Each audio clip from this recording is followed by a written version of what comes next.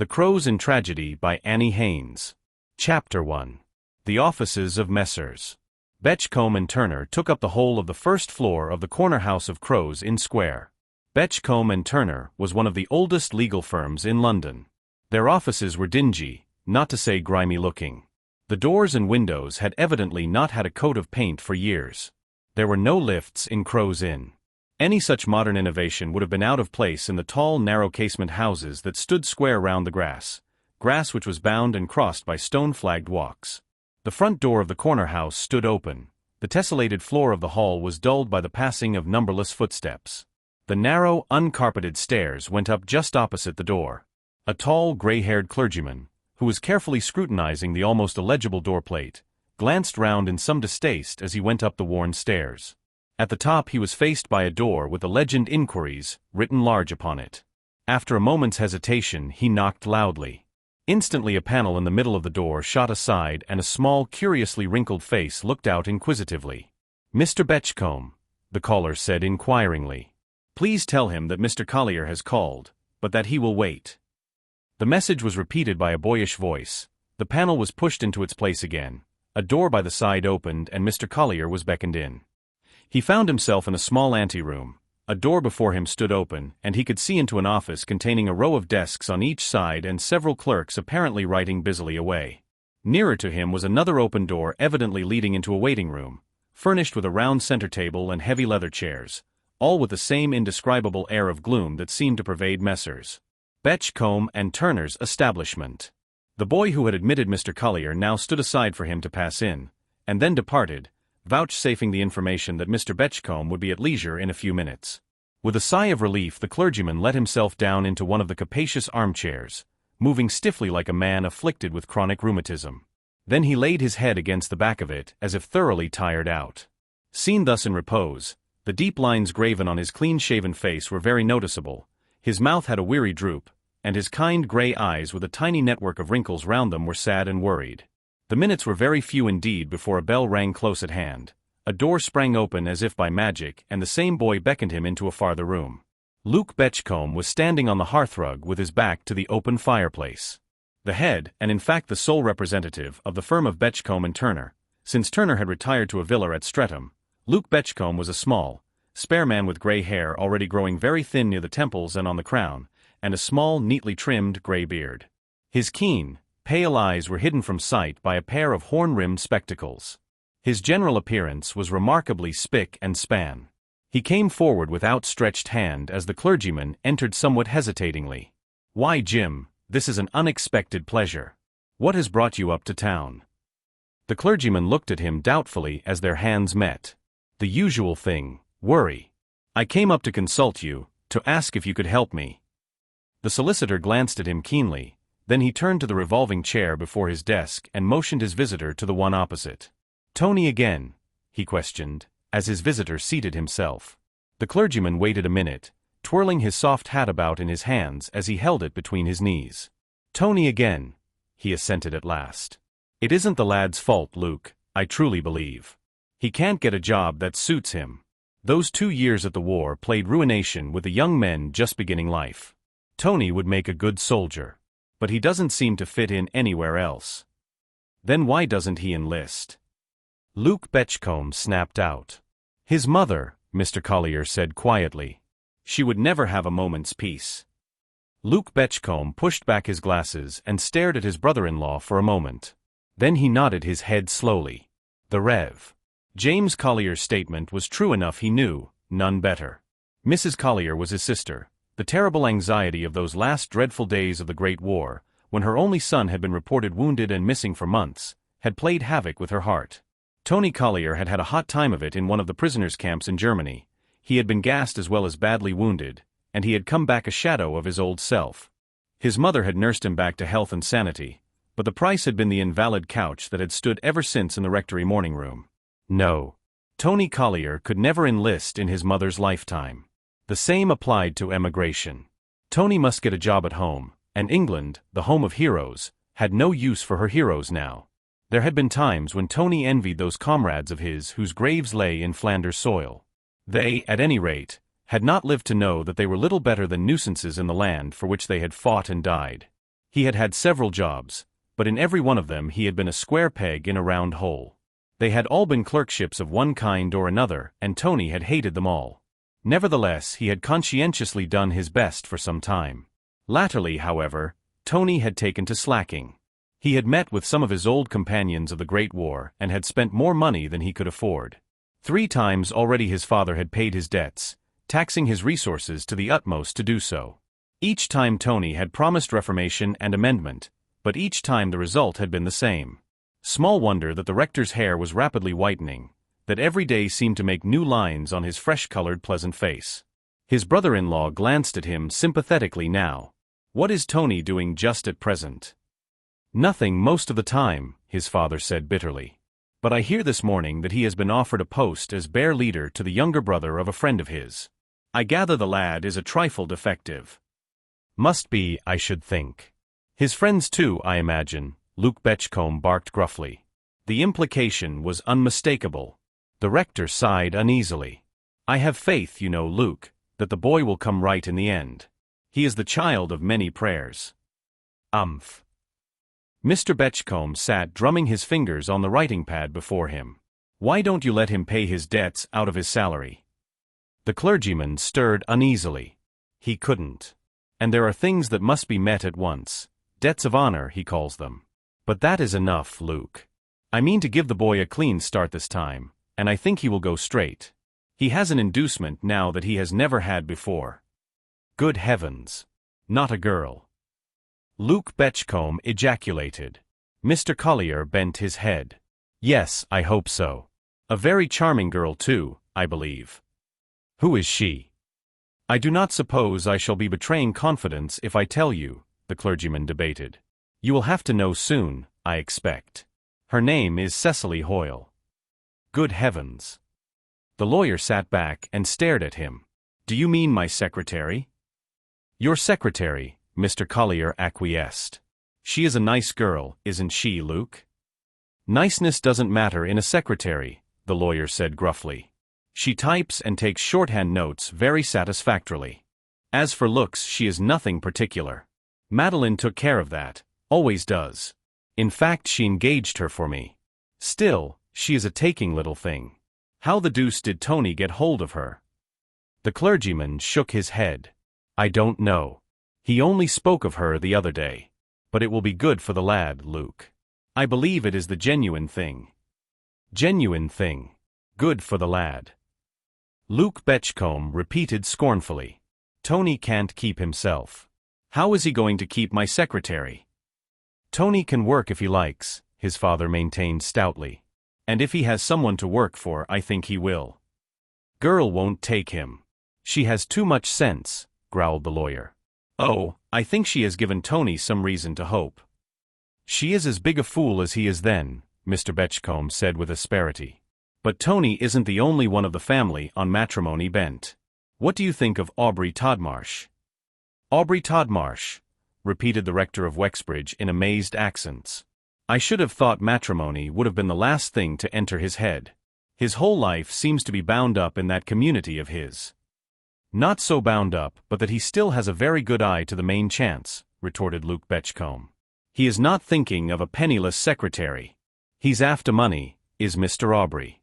What do you think of Mrs. Phillimore?" "Mrs. Phillimore. The rich American widow. She must be much too old for him." "Old enough to be his mother, I dare say.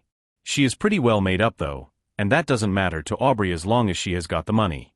She has been financing these wildcat schemes of his lately. But I suppose he thinks the whole would suit him better than part." "But are they really engaged?" "Oh, nothing quite so definite yet. But I am expecting the announcement every day. Hello." As an intermittent clicking made itself heard, "There's your future daughter-in-law at work. That's the typewriter." Mr. Collier started. "You don't mean that she has been able to hear what we have been saying?" Mr. Betchcombe laughed. "Hardly. That would be delightful in a solicitor's office. She sits in that little room at the side, but there is no communicating door, and of course she can't hear what goes on here. The door is in the top passage, past my private entrance. I didn't expect to hear her machine, but there is something particularly penetrating about a typewriter. However, it is really very faint and I have got quite used to it. Would you like to see her? The clergyman looked undecided for a moment, then he shook his head. No, I shouldn't care to do anything that might look like spying. Time enough for me to see her when there is anything decided. Please yourself. Luke Betchcombe said gruffly. Anyway, if I had to choose between Tony and Aubrey Todmarsh, I should take Tony. I wouldn't, Tony's father said. The lad is a good lad when he is away from these friends of his. But he is weak, terribly weak.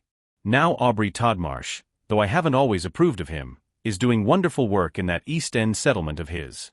He is marvelously successful in dealing with a class of men that we clergy are seldom able to reach. Well, he is always out for money for something, said the solicitor. He invades this office, sometimes almost demanding subscriptions.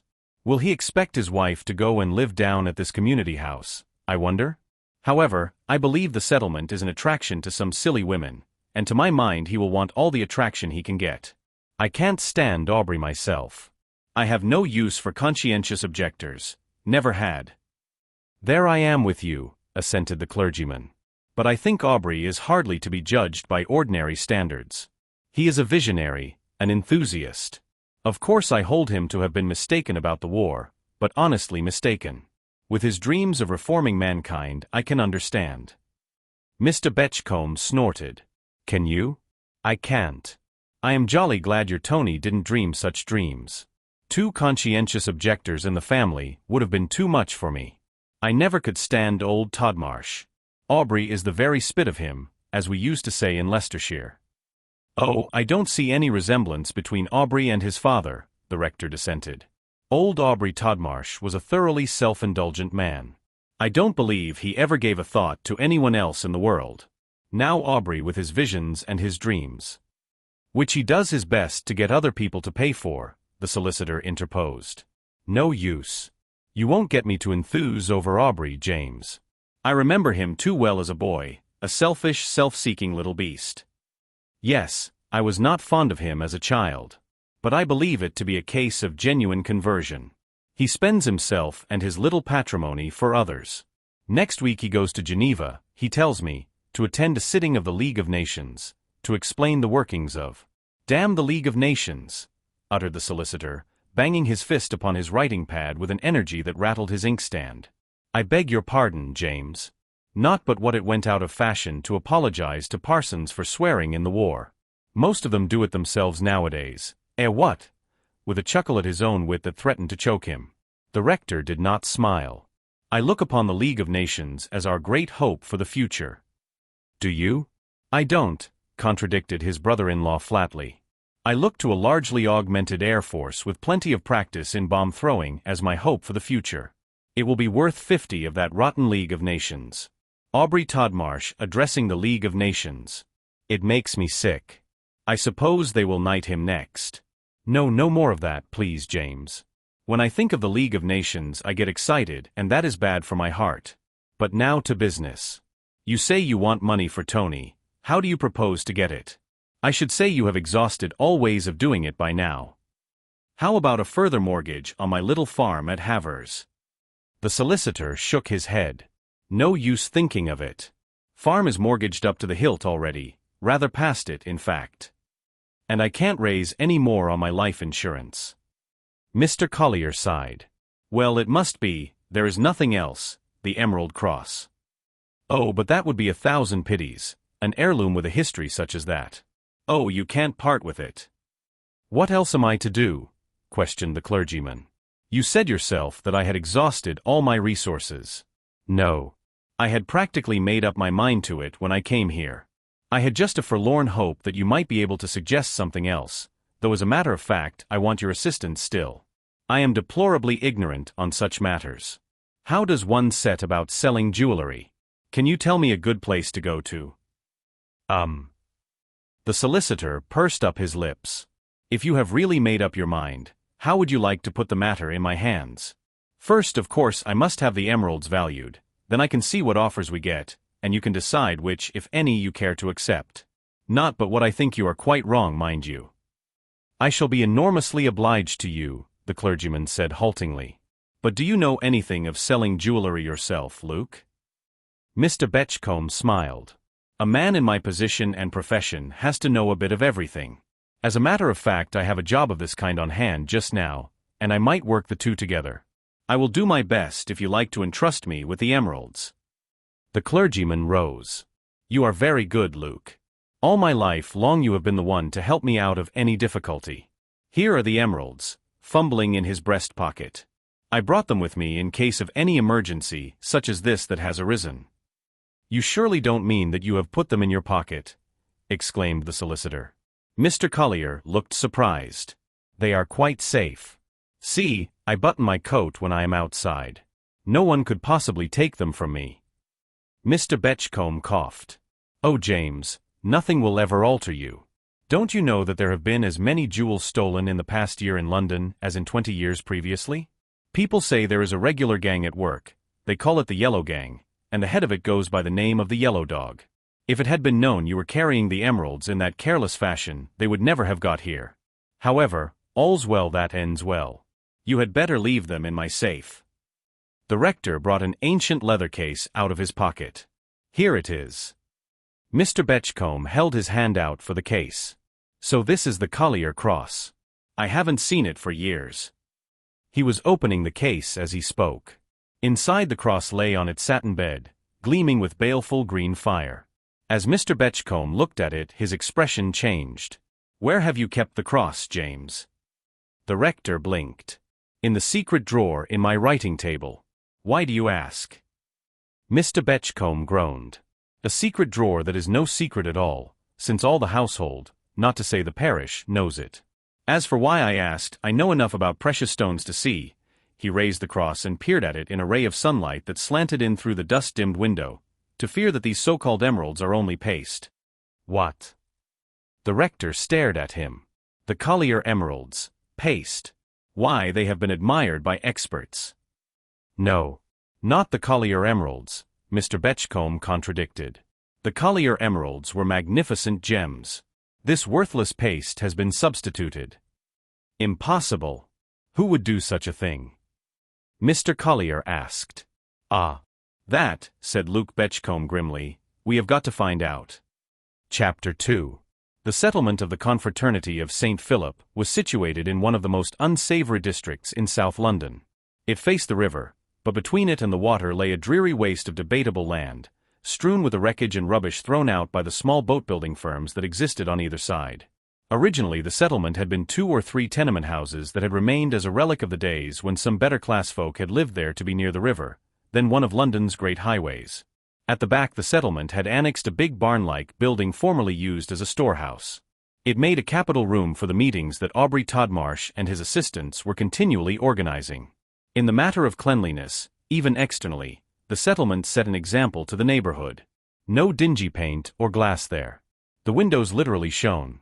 The front was washed over as soon as there was the faintest suspicion of grime by some of Todmarsh's numerous protégés. The door plate, inscribed South London Settlement of the Confraternity of St. Philip, was as bright as polish and willing hands could make it. The Rev. James Collier looked at it approvingly as he stood on the doorstep. Just the sort of work I should have loved when I was young, he soliloquized as he rang the doorbell. It was answered at once by a man who wore the dark blue serge short coat and +4s with blue bone buttons, which was the uniform of the confraternity. In addition he had on the white overall which was de rigueur for those members of the community who did the housework. This was generally understood to be undertaken by all the members in turn. But Mr. Collier did not feel much impressed with this particular member. He was a rather short man with coal-black hair contrasting oddly with his unhealthily white face, deep-set dark eyes that seemed to look away from the rector and yet to give him a quick, furtive glance every now and then from beneath his lowered lids. He was clean-shaven, showing an abnormally large chin, and he had a curious habit of opening and shutting his mouth silently in fish-like fashion. Mr. Todmarsh? The rector inquired. The man held the door wider open and stood aside. Interpreting this as an invitation to enter, Mr. Collier walked in. The man closed the door and with a silent gesture invited the clergyman to follow him. The community house of St. Philip was just as conspicuously clean inside as out. Mr. Collier had time to note that the stone floor of the hall had just been cleaned, that the scanty furniture, consisting of a big oak chest under the window and a couple of Windsor chairs at the ends, was as clean as furniture polish and elbow grease could make it. His guide opened a door at the side and motioned him in. A man who was writing at the long center table got up quickly to meet him and came forward with outstretched hands. "My dear uncle, this is a pleasure. One to which I have long been looking forward," Mr. Collier responded warmly. "My dear Aubrey, the reports I have heard of the settlement have been in no way exaggerated. And so far as I can see, this is an ideal community house." Todmarsh held his uncle's hand for a minute in his firm clasp, looking the elder man squarely in the eyes the while. "There is nothing ideal about us, Uncle James. We are just a handful of very ordinary men, all trying to make our own bit of the world brighter and happier. It sounds very simple, but it isn't always easy to do things. Sometimes life is nothing but disappointments. But I know you realize just how it feels when one spends everything in striving to cleanse one's own bit of this great Augean mass that is called London, and fails." His voice dropped as he spoke, and the bright look of enthusiasm faded from his face, leaving it prematurely old and tired. For it was above all things his enthusiasm, a sort of exalted look as of one who dreamed dreams and saw visions not vouchsafed to ordinary men, that made Aubrey Todmarsh's face attractive. Momentarily stripped of its bright expression, it was merely a thin, rather overjowled face, with deep-set, dark eyes, noticeably low forehead, and thick dark hair brushed sleekly backwards, hair that was worn rather longer than most men's. The clergyman looked at him pityingly. "Oh, my dear Aubrey, this is only nerves, a very natural depression. We parsons know it only too well. It is especially liable to recur when we are beginning work. Later one learns that all one can do is to sow in faith, and then be content to wait the issue in patience, leaving everything to him whose gracious powers can alone give the increase."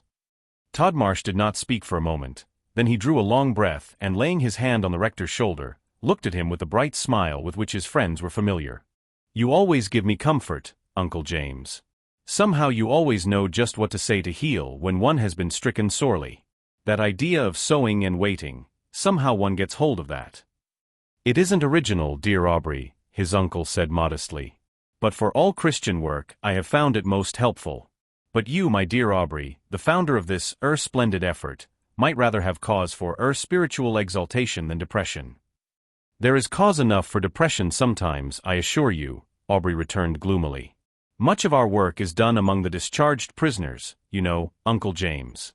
Different members of our community look after those bound over under the First Offenders Act, and those undergoing short terms of imprisonment. With those who have had longer sentences and the habitual offenders, I try to deal as much as possible myself with the valuable help of my second-in-command. I know. I have heard how you attend at police courts and meet the prisoners when they come out. I can hardly imagine a more saintly work or one more certain to carry with it a blessing." "It doesn't seem to," Todmarsh said, his face clouding over again. "There is this man, Michael Farmore, the case I was speaking of. He was convicted of burglary and served his 5 years. We got hold of him when he came out and brought him here. In time he became one of our most trusted members. If ever there was a case of genuine conversion, I believed his to be one. Yet. Yes. Mr. Collier prompted as he paused. Yet last night he was arrested attempting to break into General Craven's house in Mortimer Square." Todmarsh blew his nose vigorously. His voice was distinctly shaky as he broke off. His uncle glanced at him sympathetically. "You must not take it too much to heart, my dear Aubrey. Think of your many successes, and even in this case that seems so terrible, I feel sure that your labor has not really been wasted. You have cast your bread upon the waters, and you will assuredly find it again. You are fighting against the forces of the arch-enemy, remember." "We are fighting against a gang of criminals," Aubrey said shortly. "We hear of them every now and then in our work. The Yellow Gang they call them in the underworld. They form regular organizations of their own, working on a system, and appear to carry out the orders of one man. Sometimes I think he is the archfiend himself, for it seems impossible to circumvent him." "But who is he?" the rector inquired innocently. Aubrey Todmarsh permitted himself a slight smile. "If we knew that, my dear uncle, it wouldn't be long before this wave of crime that is sweeping over the metropolis was checked. But I have heard that even the rank and file of his own followers do not know who he is, though he is spoken of sometimes as the Yellow Dog. Anyway, he has a genius for organization. But now we must think of something more cheerful, Uncle James. I want you to see our refectory and the recreation rooms, and our little rooms, cells, kitchens. Through here, throwing open a glass door, we go to our playground as you see." Mr. Collier peered forth. In front of him was a wide, open space, partly grass, partly concrete. On the grass a game of cricket was proceeding, the players being youths apparently all under 20. On the concrete older men were having a game at rackets. All round the open space at the foot of the high wall that surrounded the community grounds there ran a flower border, just now gay with crocuses and great clumps of arabus, white and purple and gold. The walls themselves were covered with creepers that later on would blossom into sweetness. Here and there men were at work. It was a pleasant and a peaceful scene, and the Rev. James Collier's eyes rested on it approvingly. "There are always some of us at play," Aubrey smiled. "These men have been on night work, porters, etc. You know we undertake all sorts of things, and our record is such. We have never had a case of our trust being betrayed, that our men are in constant request." "I do not wonder," his uncle said cordially. "It is, I must say it again, Aubrey, wonderful work that you are carrying on. Now what have these men been before they came to you?" Todmarsh was leading the way to the other part of the house. "Wastrels, drunkards most of them," he said shortly. "Discharged prisoners, sentenced for some minor offense. I told you that we meet prisoners on their release. Many of them are the wreckage, the aftermath of the war." The rector sighed. "I know. It is deplorable. That terrible war, and yet a most righteous war." "No war is righteous," Aubrey said quickly. Then his expression changed. The rapt look came back to his eyes. They looked right over his uncle's head. "No war can be anything but cruel and wicked. That is why we have made up our minds that war shall stop." Mr. Collier shook his head. "War will never stop, my boy, while men and women remain what they are, while human nature remains what it is, I should say." Todmarsh's eyes looked right in front of him over the community playing fields. "Yes, it will. Quarreling there will be, must be while the world shall last. But all disputes shall be settled not by bloodshed and horrible carnage, but by arbitration. Every day the League of Nations labors are being quietly and ceaselessly directed to this end, and I think very few people realize how enormously the world is progressing." "Your Uncle Luke does not think so. He does not believe in the League of Nations," Mr. Collier dissented. "He, I regret to say, used a lamentably strong expression, damned rot, he called it." "Oh, Uncle Luke is hopeless," Aubrey returned, shrugging his shoulders. "The League of Nations means nothing to him. He is one of the regular fire-eating, jingo-shouting Britons that plunged us all into that horrible carnage of 1914. But his type is becoming scarcer every day as the world grows nearer the Christian ideal, thank heaven. Sometimes it seems to me to be growing farther from the Christian ideal instead of nearer." The clergyman sighed. "I am going through a terrible experience now, Aubrey. I must confess it is a great trial to my faith." Instantly Todmarsh's face assumed its most sympathetic expression. "I am so sorry to hear it, Uncle James. Do tell me about it, if it would be any relief to you. Sit down." As they entered the refectory, "What is it?" "Tony." But the rector put aside the proffered chair. "No, no. I must see all I can of the settlement. No, it has nothing to do with Tony, I am thankful to say. He is to the full as much bewildered as I am myself. It is the emeralds, the cross." "The Collier cross," Aubrey exclaimed. "What of that?" "Well, circumstances arose that made it, desirable that I should ascertain its value. I took it to your Uncle Luke, thinking that he might be able to help me, and he discovered that the stones were paste." "Impossible." Aubrey stared at his uncle. "I cannot believe it. But pardon me, Uncle James, I don't think that either you or Uncle Luke are very learned with regard to precious stones. I expect it is all a mistake. The Collier emeralds are genuine enough." "Oh, there is no mistake," Mr. Collier said positively. "I had them examined by a well-known expert this morning. They are paste, not particularly good paste either. If I had known rather more about such things, I might have discovered the substitution sooner. Not that it would have made much difference. You are wrong about your Uncle Luke, though, Aubrey. He has an immense fund of information about precious stones. He told me that he was about to dispose of—" "Hush. Don't mention it." Aubrey interrupted sharply. "I beg your pardon, Uncle James, but it is so much safer not to mention names, especially in a place like this. But what in the world can have become of the emeralds? One would have been inclined to think it was the work of the Yellow Gang. But they seemed to confine their activities to London. And how could it have been effected in peaceful little Wexbridge? Now what is that? As a loud knock and ring resounded simultaneously through the house. Tony, I declare. As after a pause they heard voices in the hall outside. A moment later Hopkins opened the door and announced Mr. Anthony Collier. Hello, Dad, I guessed I should find you here, the newcomer began genially. Aubrey, old chap, is the gentleman who announced me one of your hopefuls? Because if so I can't congratulate you on his fizz. Sort of thing the late Madame Tussaud would have loved for her Chamber of Horrors, don't you know? Hopkins is a most worthy fellow, Aubrey returned impressively. One of the most absolutely trustworthy men I have. There is nothing more unsafe than taking a prejudice at first sight, Tony. If you would only. Dare say there isn't, Tony returned nonchalantly. You needn't pull up your socks over the chap, Aubrey. I'll take your word for it that he possesses all the virtues under the sun. I only say, he don't look it. Come along, Dad, I have ordered a morsel of lunch at a little pub I know of, and while you are eating it I will a scheme unfold that I know will meet with your approval. The rector did not look as if he shared this conviction. Well, my boy, I have been telling my troubles to Aubrey. The emeralds. Oh, bother the emeralds, Dad. It is the business of the police to find them, not yours and mine or Aubrey's. Anthony Collier was just a very ordinary type of the young Englishman of today, well-groomed, well set up. There was little likeness to his father about his clear-cut features, his merry, blue eyes or his lithe, active form. The pity of it was that the last few years of idleness had blurred the clearness of his skin, had dulled his eyes and added just a suspicion of heaviness to the figure which ought to have been in the very pink of condition. Tony Collier had let himself run to seed of late and looked it and knew it. Today, however, there was a new look of purpose about his face. His mouth was set in fresh, strong lines, and his eyes met his father's firmly. I hoped you would both lunch with me, Aubrey interposed hastily. I am sure if you could throw your trouble aside you would enjoy one of our community meals, Uncle James.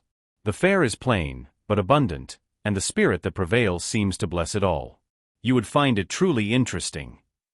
I am sure I should, my boy. I really think, Tony. That is all very well, Aubrey, Tony interrupted. I'm jolly well sure your meals are interesting. But it isn't exactly the sort of feast I mean to set the dad down to when he does get a few days off from his little old parish. No, I think we will stick to my pub. Thank you all the same, Aubrey. Oh well, if you put it that way, Todmarsh shook hands with his visitors. The rector's expression was rather wistful as they went out. He would have liked to share the simple meal Aubrey had spoken of. But Tony wanted him and Tony came first. At the front door they paused a minute. Tony looked at his cousin with a wicked snigger. I'm really taking the dad away out of kindness, Aubrey. There is a car standing a little way down the road, and a certain bewitching widow is leaning out talking to a couple of interesting-looking gentlemen. Converts of yours, recent ones, I should say by the cut of them. Mrs. Phillimore. Aubrey came to the door and looked out. It is her day for visiting our laundry just down the road. Mr. Collier smiled. Well, she is a good woman, Aubrey. We are dining with your Uncle Luke tonight. Shall we meet you there? Oh dear no. My time for dining out is strictly limited, Aubrey responded. Besides, I do not think that Uncle Luke and I are in much sympathy. It is months since I saw him. Chapter 3. For a wonder the clerks in Messrs. Betchcombe and Turner's offices were all hard at work. The articled clerks were in a smaller office to the right of the large one with a partition partly glass between. Through it their heads could be seen bent over their work, their pens flying over their paper with commendable celerity. The managing clerk had left his desk and was standing in the gangway in the larger office opposite the door leading into the anteroom. Beyond that again was the door opening into the principal's particular sanctum. Most unusually his door stood open this morning. Through the doorway the principal could plainly be seen bending over his letters and papers on the writing table, while a little farther back stood his secretary, apparently waiting his instructions. Presently he spoke a few words to her in an undertone, pushed his papers all away together and came into the outer office. I find it is as I thought, Thompson. I have only 2 appointments this morning, Mr. Geary and Mr. Pound. The last is for 11.45. After Mr. Pound has been shown out you will admit no one until I ring, which will probably be about 1 o'clock. Then, hold yourself in readiness to accompany me to the bank. Yes, sir. The managing clerk at Messrs. Betchcombe and Turner's glanced keenly at his chief as he spoke.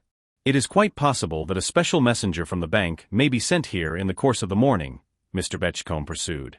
Unless he comes before 12, he will have to wait until 1 o'clock, as no one is to disturb me until then. You understand this, Thompson?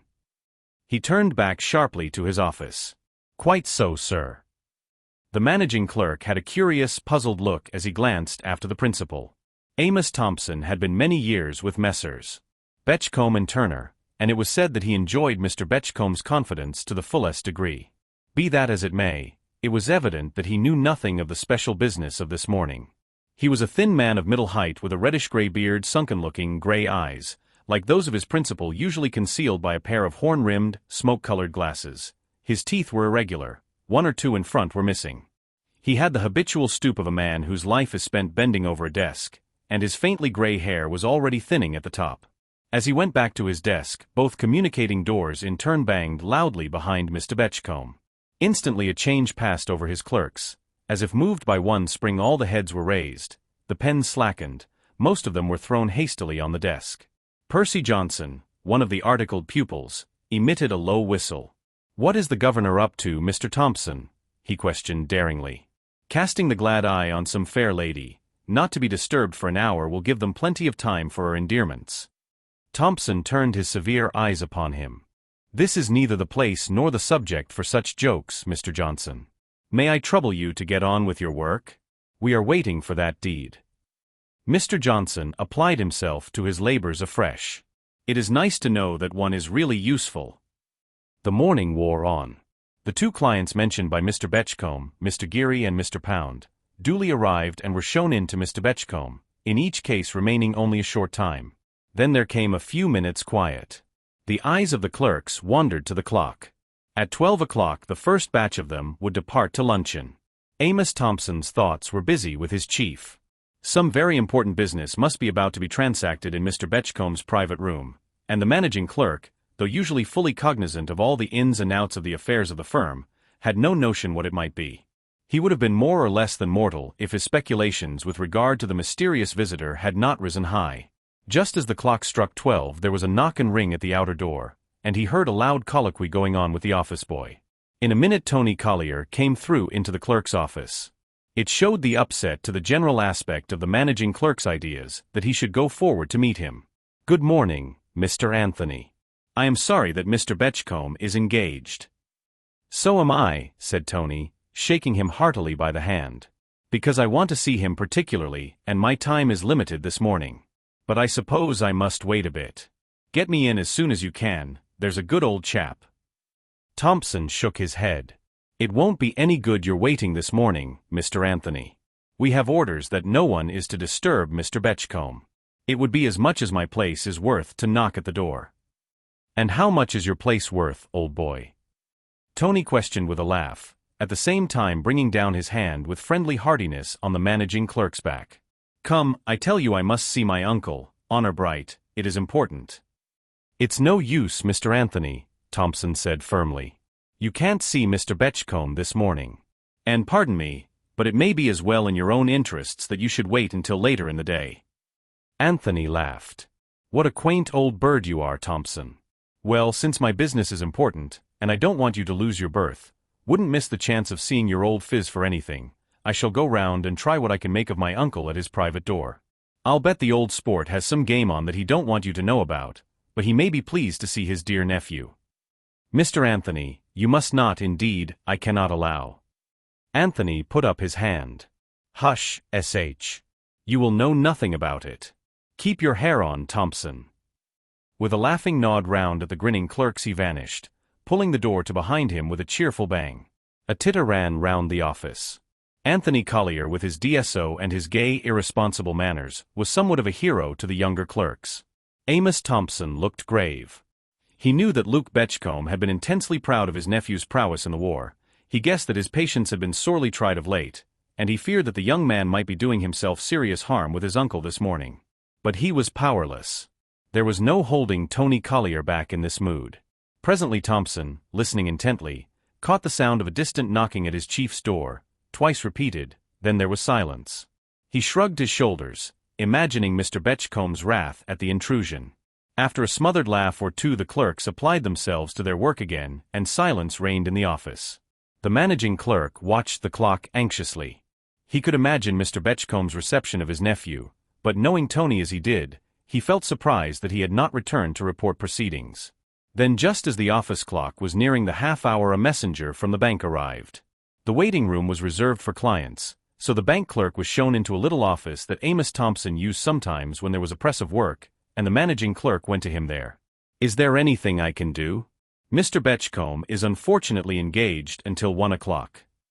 "No, thank you," the young man returned. "I was charged most particularly to give my message to no one but Mr. Betchcombe himself. I suppose I must wait till 1 o'clock if you are sure I cannot see him before." The managing clerk looked undecided. His eyes wandered from side to side beneath his horn-rimmed spectacles. "I will see what I can do," he said at last. He went back to his own desk, selected a couple of papers, put them in his pocket, and went through the outer office. In the lobby he picked up his hat, then after one long backward glance he went towards the outer door. The time wore on. The first contingent of clerks returned from their luncheon. Their place was taken by a second band. The clock struck 1:30, and still there was no sign of either the principal or his managing clerk. The messenger from the bank went away, came back, and waited. At last the senior clerks began to look uncomfortable. John Walls, the second in command, went over to one of his confrères. "I understood the governor said he was not to be disturbed until 1 o'clock, Spencer, but it's a good bit after 2 now, and Mr. Thompson isn't here either. The waiting room is full, and here's this man from the bank back again. What are we to do?" Mr. Spencer rubbed the side of his nose reflectively. How would it be to knock at the governor's door, Walls? He couldn't be annoyed after all this time. John Walls was of the opinion that he couldn't, either. Together they made up their minds to beard the lion in his den. They went through the anteroom and knocked gently at Mr. Betchcomb's door. There came no response. After a moment's pause, Mr. Walls applied his knuckles more loudly, again without reply. He turned to his companion. He must have gone out. The fact seemed obvious, and yet Spencer hesitated. "You didn't hear anyone moving about when you first knocked?" "No, I didn't," responded John Walls, staring at him. "Did you?"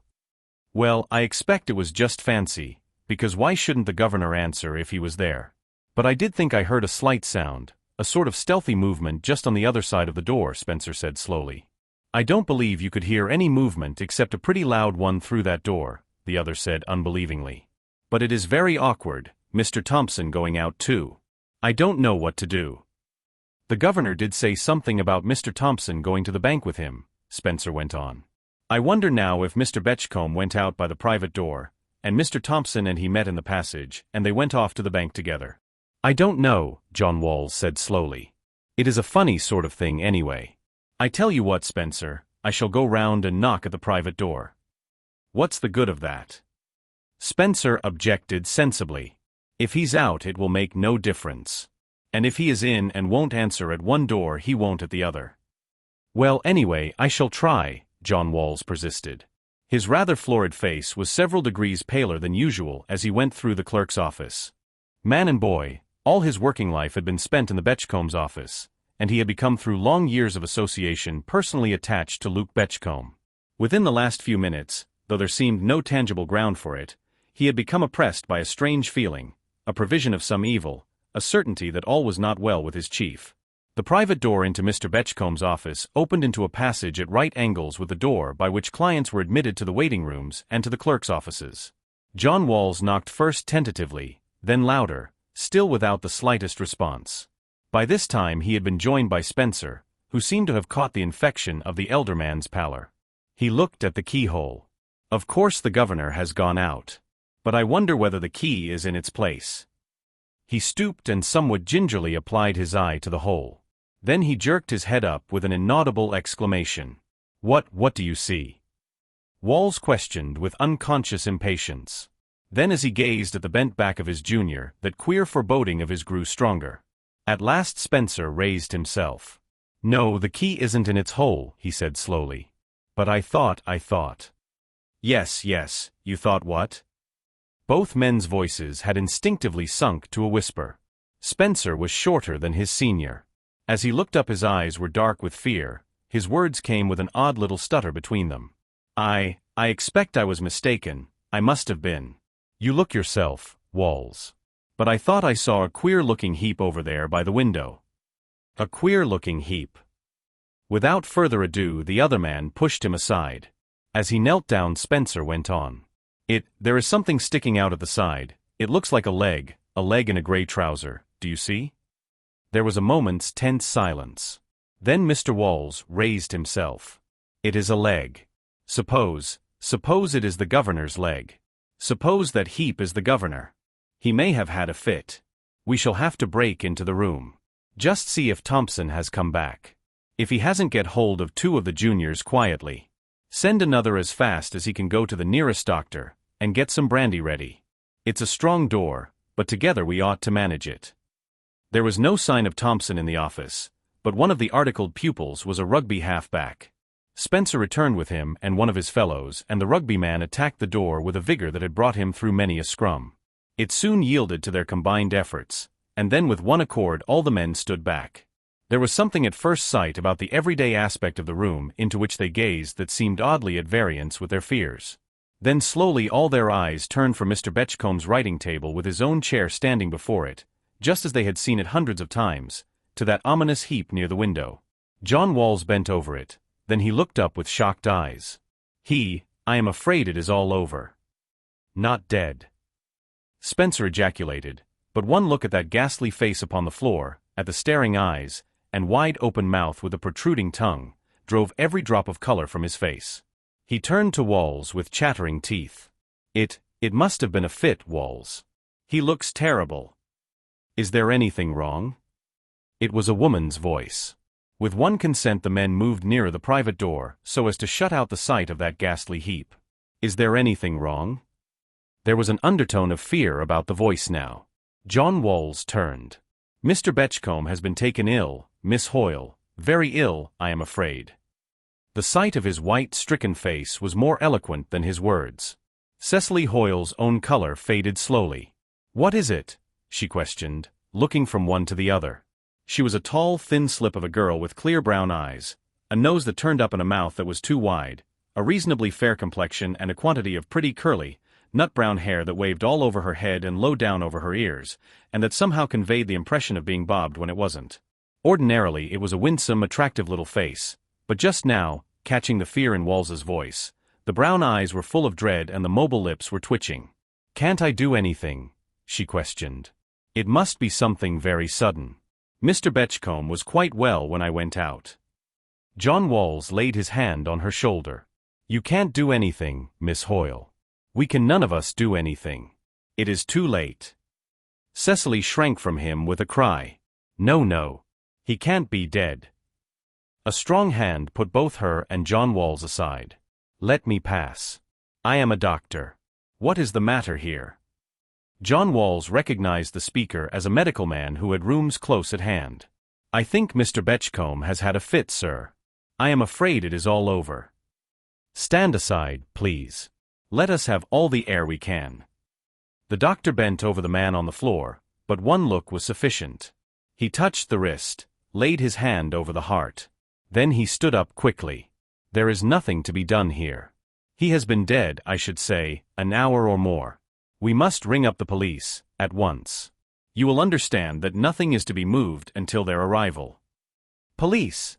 Echoed John Walls with shaking lips. Yes, police, the doctor said impatiently. My good man, can't you see that this is no natural death? Mr. Betchcombe has been murdered, strangled. Chapter 4. The first floor of 21 Crows Inn was entirely in the hands of the police.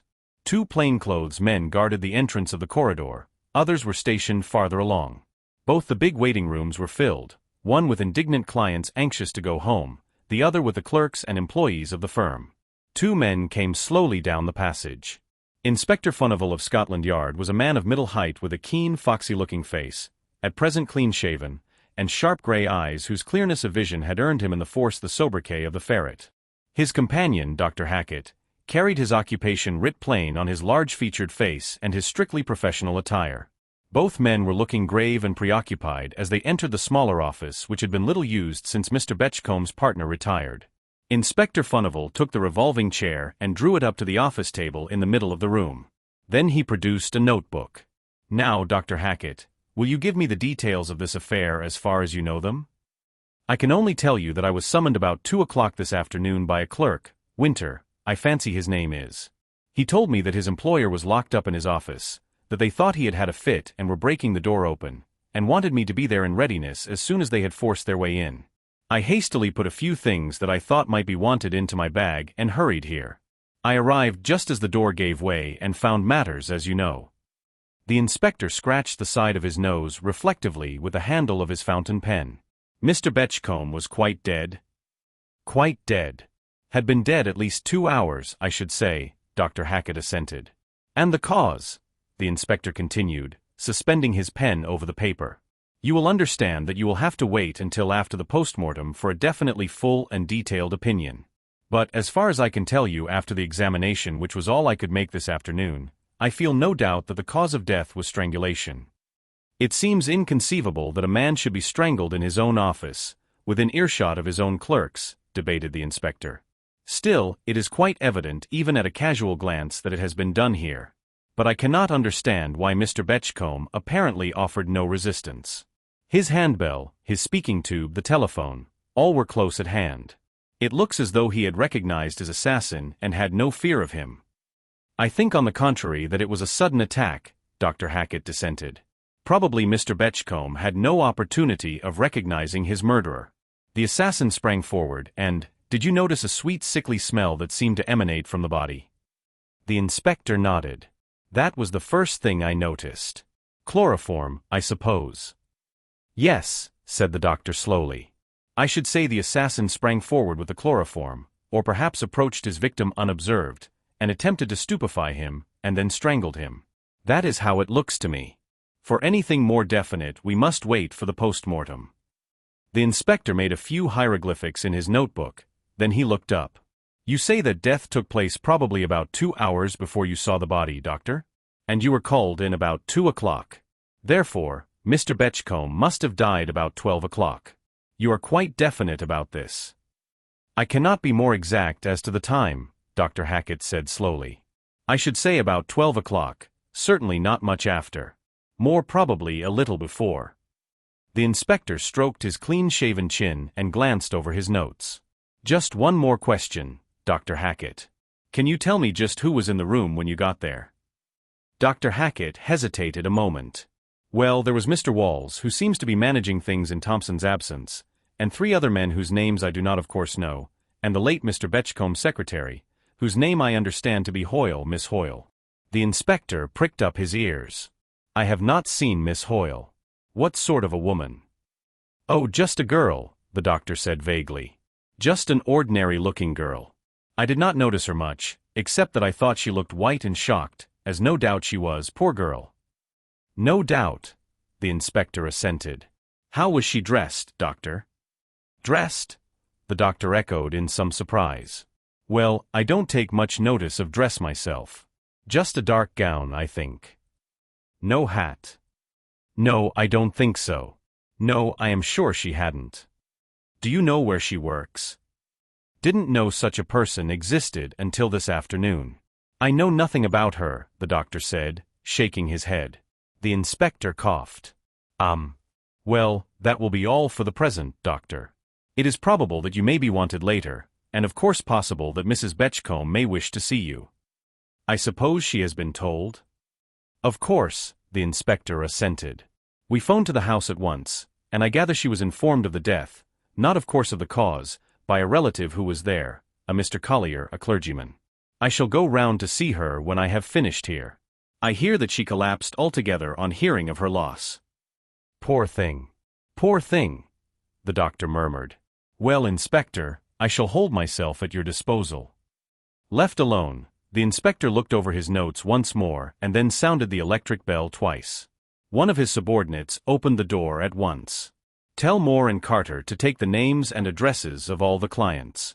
verify them on the phone, and then allow them to go home. If any of them are not capable of verification, have them shadowed. Now send John Walls to me." The clerk did not keep Inspector Furnival waiting. He came in hesitatingly, dragging his feet like a man who has had a stroke. His face was colorless, his eyes were dark with fear. "You sent for me, Inspector," he said, his teeth chattering as if with ague. "Naturally," the inspector assented, glancing at him keenly. "I want to hear all you know about Mr. Betchcomb's death. But first, has Amos Thompson returned?" "N.O.," quavered Walls. "Can you account for his absence in any way?" the inspector questioned shortly. "No, I have no idea where he is," Walls answered, gathering up his courage. "But then he is the managing clerk. I am not. I very seldom know anything of his work." The inspector did not answer this. He drew his brows together. "When did you see him last?" "About 12:30, it would be. He went out of the office. I have not seen him since. But he did go out to lunch early sometimes. And he may have gone somewhere on business for Mr. Betchcombe." Walls wiped the sweat from his brow as he spoke. The inspector looked at him. "I understand that Mr. Betchcombe was heard to tell him to be in readiness to go with him to the bank at 1 o'clock? I believe Spencer said something about that," Walls stammered. "But I did not hear what Mr. Betchcombe said myself. My desk is farther away than Spencer's, and I was busy with my work. All I heard was that Mr. Betchcombe was not to be disturbed on any account." He slightly raised his voice when he said that. "Did you gather that Mr. Betchcombe had business of an important nature with a mysterious client?" "I didn't gather anything," said Walls with some warmth. "It wasn't my business to. If Mr. Betchcombe did have an important client, he must have admitted him himself by the private door. The last one that went to him in an ordinary way came out in a very few minutes." "Before 12 o'clock?" questioned the inspector sharply. "Oh yes. Some minutes before the clock struck, about 1:45, I should say. I noticed that." "Because," Inspector Furnival prompted. "Oh well, because I heard it strike afterwards, I suppose," Walls answered lamely. "There are days when I don't notice it." The inspector glanced at him. "Do you know the name of the last client who saw Mr. Betchcombe?"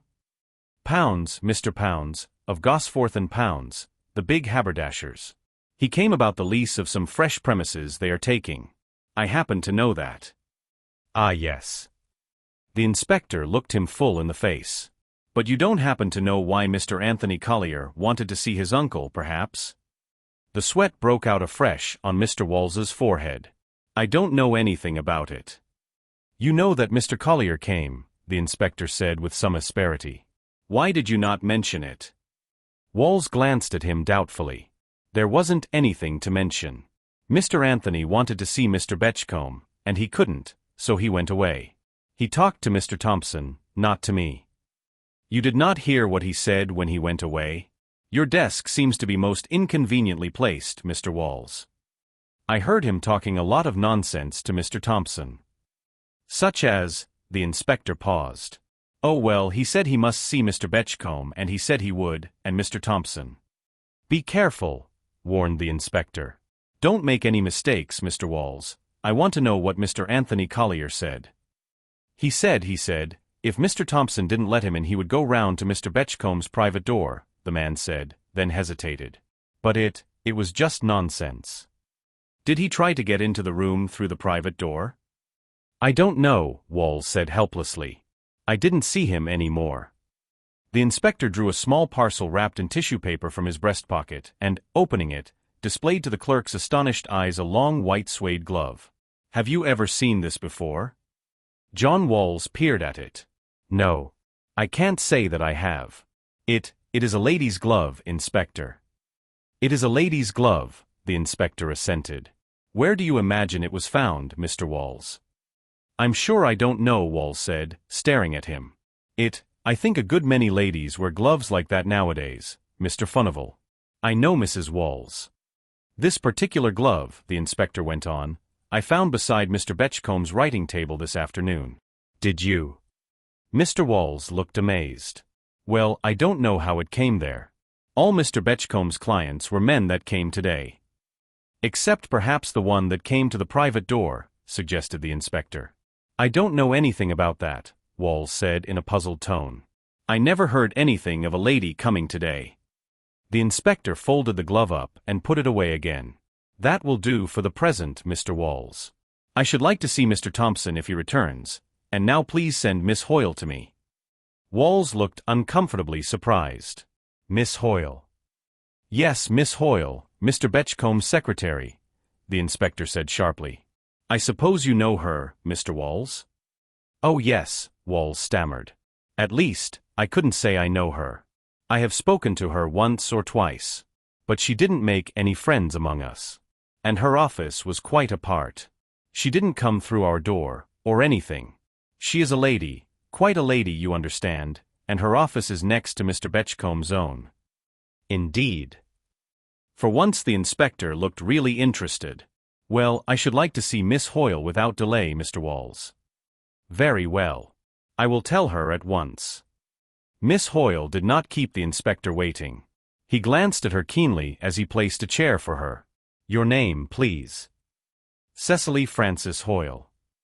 How long have you been with Mr. Betchcombe? Just over a month. Where were you previously? At school. Miss Arnold Watson's at Putney. I stayed there until I was 19 as a governess pupil. Then I hadn't any real gift for teaching. I took a course in shorthand and typing. Mr. Betchcombe wanted a secretary, and I was fortunate enough to get the job. The inspector turned over a new page in his notebook. Now will you tell me all you know about Mr. Betchcomb's death? Cecily stared at him. But I don't know anything, she said helplessly. I never saw Mr. Betchcombe after he called me into his office about 11:45. At 11:45. The inspector pricked up his ears. You saw Mr. Betchcombe at 11:45? At 11:45, she confirmed. He sounded the electric bell which rings in my office, and I went in to him. He told me that he should have some important work for me later in the day, but that at present there was nothing and that I could go out to lunch when I liked. When I came back there were some letters to be attended to, and then he said I was to wait until he rang for me. That was all. You saw and heard nothing more of Mr. Betchcombe until you came on the scene when the door was broken open by the clerks? I did not see anything. The slight emphasis on the verb did not escape the inspector.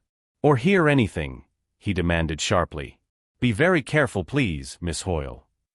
I heard him speak to someone outside very soon after I had gone back to my office, and I heard him moving about his room after I came from lunch, Cecily said, her color rising a little. The inspector looked at her searchingly.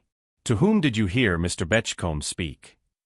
Cecily hesitated, the color that was creeping back slowly into her cheeks deepening perceptibly.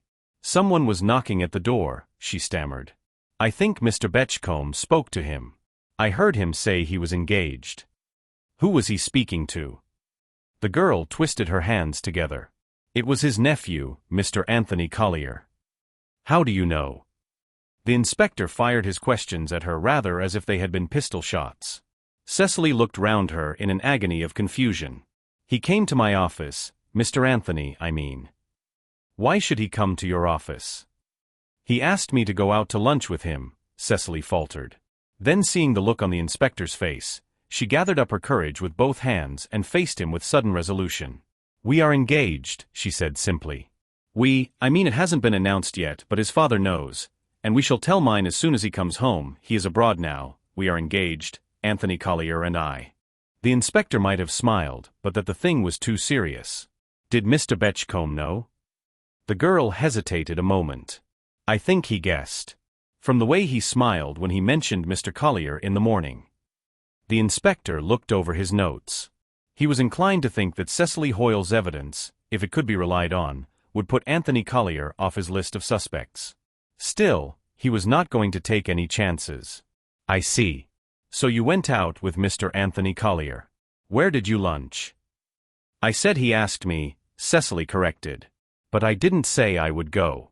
However, we were talking about it and walking down the passage together when Mr. Betchcombe called Tony back. I want to see you a minute, Tony, he said. Well, the inspector prompted as she paused. Tony did not want to go back, the girl said slowly. But I persuaded him. I will wait for you in St. Philip's Field of Rest, I said. He ran back, promising not to keep me waiting for a minute. Field of rest, the inspector repeated. What is a field of rest? At the back of St. Philip's Church, just over the way. It is the old graveyard really, you know, Cecily explained. But they have leveled the stones and put seats there, and it is a sort of quiet recreation ground. I often take sandwiches with me and eat them there. The inspector nodded. There were many such places in London, he knew. And I suppose Mr. Anthony Collier soon overtook you? No. He didn't. I had to wait in the field of rest. How long? I don't really know, Cecily said uncertainly. Perhaps it wasn't very long. But it seemed a long time to me. The inspector looked at her. This is important. Please think, Miss Hoyle. This is very important. How long approximately do you think it was before Mr. Anthony Collier joined you in the field of rest? 20 minutes perhaps, or it might have been half an hour. The inspector looked surprised. Half an hour. But that's a long time. What excuse did Mr. Collier make for being so long? He said he couldn't find the field of rest. He hadn't been there before, you know. The inspector made no rejoinder. He turned back to his notes. What time did you come back to the office, Miss Hoyle? We were a little over an hour, Cecily confessed. After 1:30, it would be. Did Mr. Collier go back with you? Cecily shook her head. Oh no. He walked as far as Crow's Inn, up to the archway with me. The inspector was drawing a small parcel from his pocket. Laying back the tissue paper, he slowly shook out the white glove he had shown to John Walls. Have you ever seen this before, Miss Hoyle? The girl leaned forward and looked at it more closely. No, I am sure I have not. It is not yours. Cecily shook her head. I could not afford anything like that. It is a very expensive glove, French I should say. That glove was found beside the writing table in Mr. Betchcomb's private room this afternoon, the inspector said impressively. Cecily looked amazed. What an extraordinary thing. I don't believe it was there when I was in this morning. I wonder who could have dropped it. Possibly the murderer or murderess, the inspector suggested dryly. Cecily shivered back in her chair with a little cry. It cannot be true. Who would hurt Mr. Betchcombe? He must have had a fit. Miss Hoyle, the inspector leaned forward, it was no fit. Mr. Betchcombe was certainly murdered, and Dr. Hackett says that death must have overtaken him either a few minutes before 12 or a few minutes after. What? Cecily's face became ghastly as the full significance of the words dawned upon her. It couldn't, she said, catching her breath in a sob. He was quite well at 12 o'clock, and when I came back from my lunch, I heard him moving about. Could you hear what went on in his room and yours? Oh no. Absolutely nothing. But as I passed his door when I came back from lunch, I distinctly heard him moving about. I was rather surprised at this, because I don't remember ever hearing any sound from Mr. Betchcomb's room before. What did you do after you went back? I finished some letters that had to be ready for Mr. Betchcomb's signature before he went home. I was still busy with them when I heard them breaking into Mr. Betchcomb's room. Now one more question, Miss Hoyle. Did you notice anything particular about Mr. Anthony Collier's hands when you first saw him? Cecily stared. Certainly I did not. Why? He did not wear gloves. Oh dear no. Cecily almost smiled. I should certainly have noticed if he had. I have never seen Tony in gloves since I knew him. The inspector's stylo was moving quickly in his notebook. You are prepared to swear to all this, Miss Hoyle? Certainly I am. Cecily said at once. It is absolutely true. Your address, please. Hobart Residence, Windover Square. It is a club for girls, she added. But your permanent home address, the detective went on. There was a pause. The girl's long eyelashes flickered. I haven't a settled home at present. My father is away on some business abroad. When he comes back we shall look for a cottage in the country. Oh. The inspector asked no more questions, but there was a curious look in his eyes as he scrawled another entry in his book. That is all for the present, then, Miss Hoyle. The inquest will be opened tomorrow, and you may be wanted. I cannot say. He rose. Cecily got up at once and with a little farewell bow went out of the room. The inspector stood still for a minute or two, then he opened the door again. Call Mr. William Spencer, please." Ordinarily, Mr. Spencer was a jaunty, self-satisfied young man, but today both the jauntiness and the self-satisfaction were gone, and it was with a very white and subdued face that he came up to the inspector. "Well, Mr. Spencer, and what have you to tell me about this terrible affair?" the inspector began conversationally. "Nothing, except what you know. I heard the governor tell Mr. Thompson not to let anyone into his room, and I heard no more until Mr. Walls asked me to go round to the private door. You were the first to see the body, I understand." "Well, looking through the keyhole, I saw a heap and I told Mr. Walls I thought it was the governor." "Exactly." The inspector looked at his notes. "You were right, unfortunately. Now, Mr. Spencer, have you ever seen this?" suddenly displaying the white glove he had previously shown. Mr. Spencer's eyes grew round. I don't know." "What do you mean by that?" the inspector questioned. "Have you any reason to suppose you have done so?" Spencer stared at it. "I met a lady with long gloves like that coming up the stairs when I went out to lunch." "What time was that?" "About 12:30, it would be, or a little later, I think," debated Spencer. "Ah." The inspector made a note in his book. "What was she like, the woman you met?" "Well, she was tall with rather bright yellow hair and she had powder all over her face. The curious thing about her was," Spencer went on meditatively, "that I had an odd feeling that in some way her face was familiar. Yet I couldn't remember having seen her before." "Did you notice where she went?" "No, I couldn't. It was just where the stairs turned that I stood aside to let her pass, and you can't see much from there. But I thought I heard. Well, I did think at the time that I heard her stop on our landing and go along the passage." "To Mr. Betchcomb's room," said the inspector quickly. "Well, it would be to his room, of course," Spencer said, his face paling again. "But I dare say I was wrong about her going down the passage. I didn't listen particularly." "Do you know that I found this glove beside Mr. Betchcomb's writing table when I went into the room?" questioned the inspector. Spencer shivered. "No, I didn't see it." "Nevertheless, it was there," said the inspector.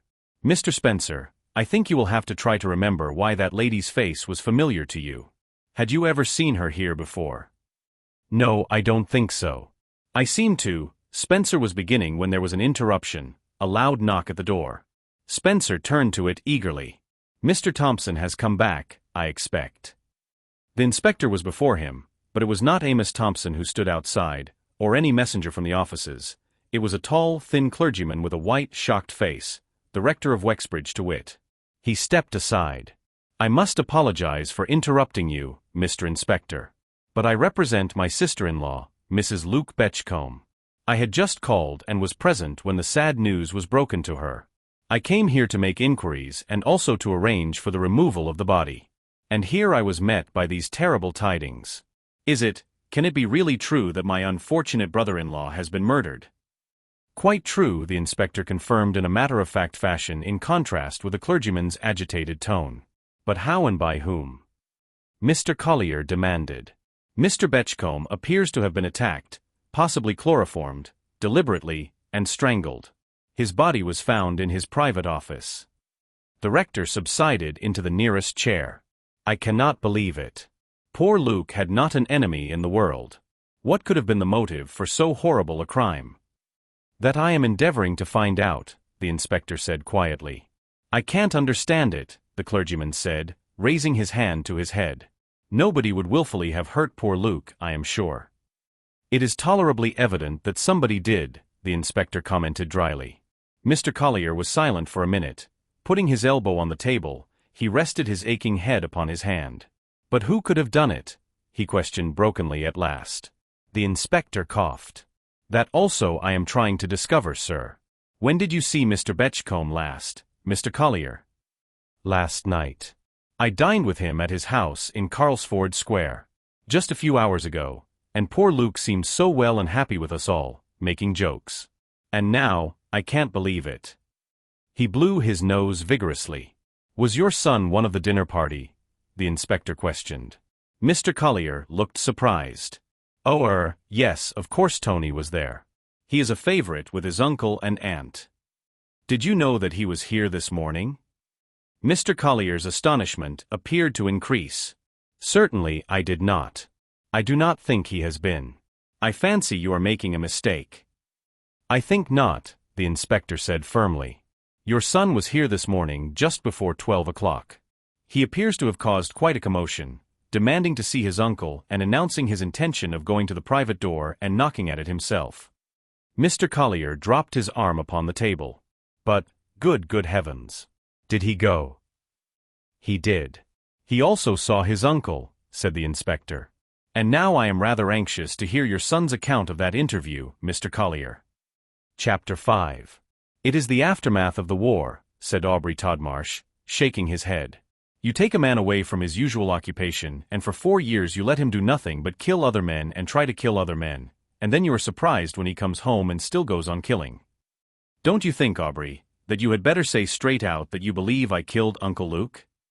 Tony Collier inquired very quietly, yet with a look in his eyes that his men had known well in the Great War, and had labeled dangerous. Instinctively Aubrey drew back. My dear Tony, he said, with what was meant to be an indulgent smile and only succeeded in looking distinctly scared, why will you turn everything into personalities? I was speaking generally. Well, as I happen to be the only man who went to the war and who profits by my uncle's will, and who was at the office the day he was murdered, I will thank you not to speak generally in that fashion, retorted Anthony. His father lifted up his hand. Boys.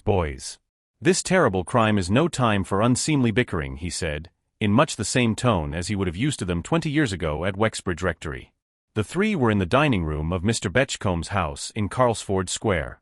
They had been brought there by an urgent summons from the widow of the dead man. Mrs. Betchcombe, prostrated at first by the news of her husband's death, had been roused by learning how that death had been brought about, and in her determination that it should be immediately avenged, she had insisted on her husband's brother-in-law and his 2 nephews coming together to consult with her as to the best steps to be taken to discover the assassin. In appearance the last 24 hours had aged the rector by as many years. His shoulders were bent as he leaned forward in his chair, the very chair in which Luke Betchcombe had sat at the bottom of his table only the night before last. There were new lines that sorrow and horror had scored upon James Collier's face, even his hair looked whiter. Glancing round the familiar room, it seemed to him impossible that he could never see again the brother-in-law upon whose advice he had unconsciously leaned all his married life.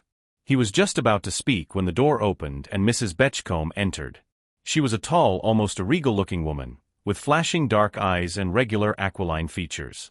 Today her beautiful formed lips were closely compressed and there was a very somber light in the dark eyes, and there were great blue marks under them. Mr. Collier got up, raising himself slowly. My dear Madeline, I wish I could help you, he said, taking her hands in his, but only our Heavenly Father can do that, and since it is His will. It was not His will. Mrs. Betchcombe contradicted passionately. She tore her hands from his. My husband was murdered. He did not die by the will of God, but by the wickedness of man.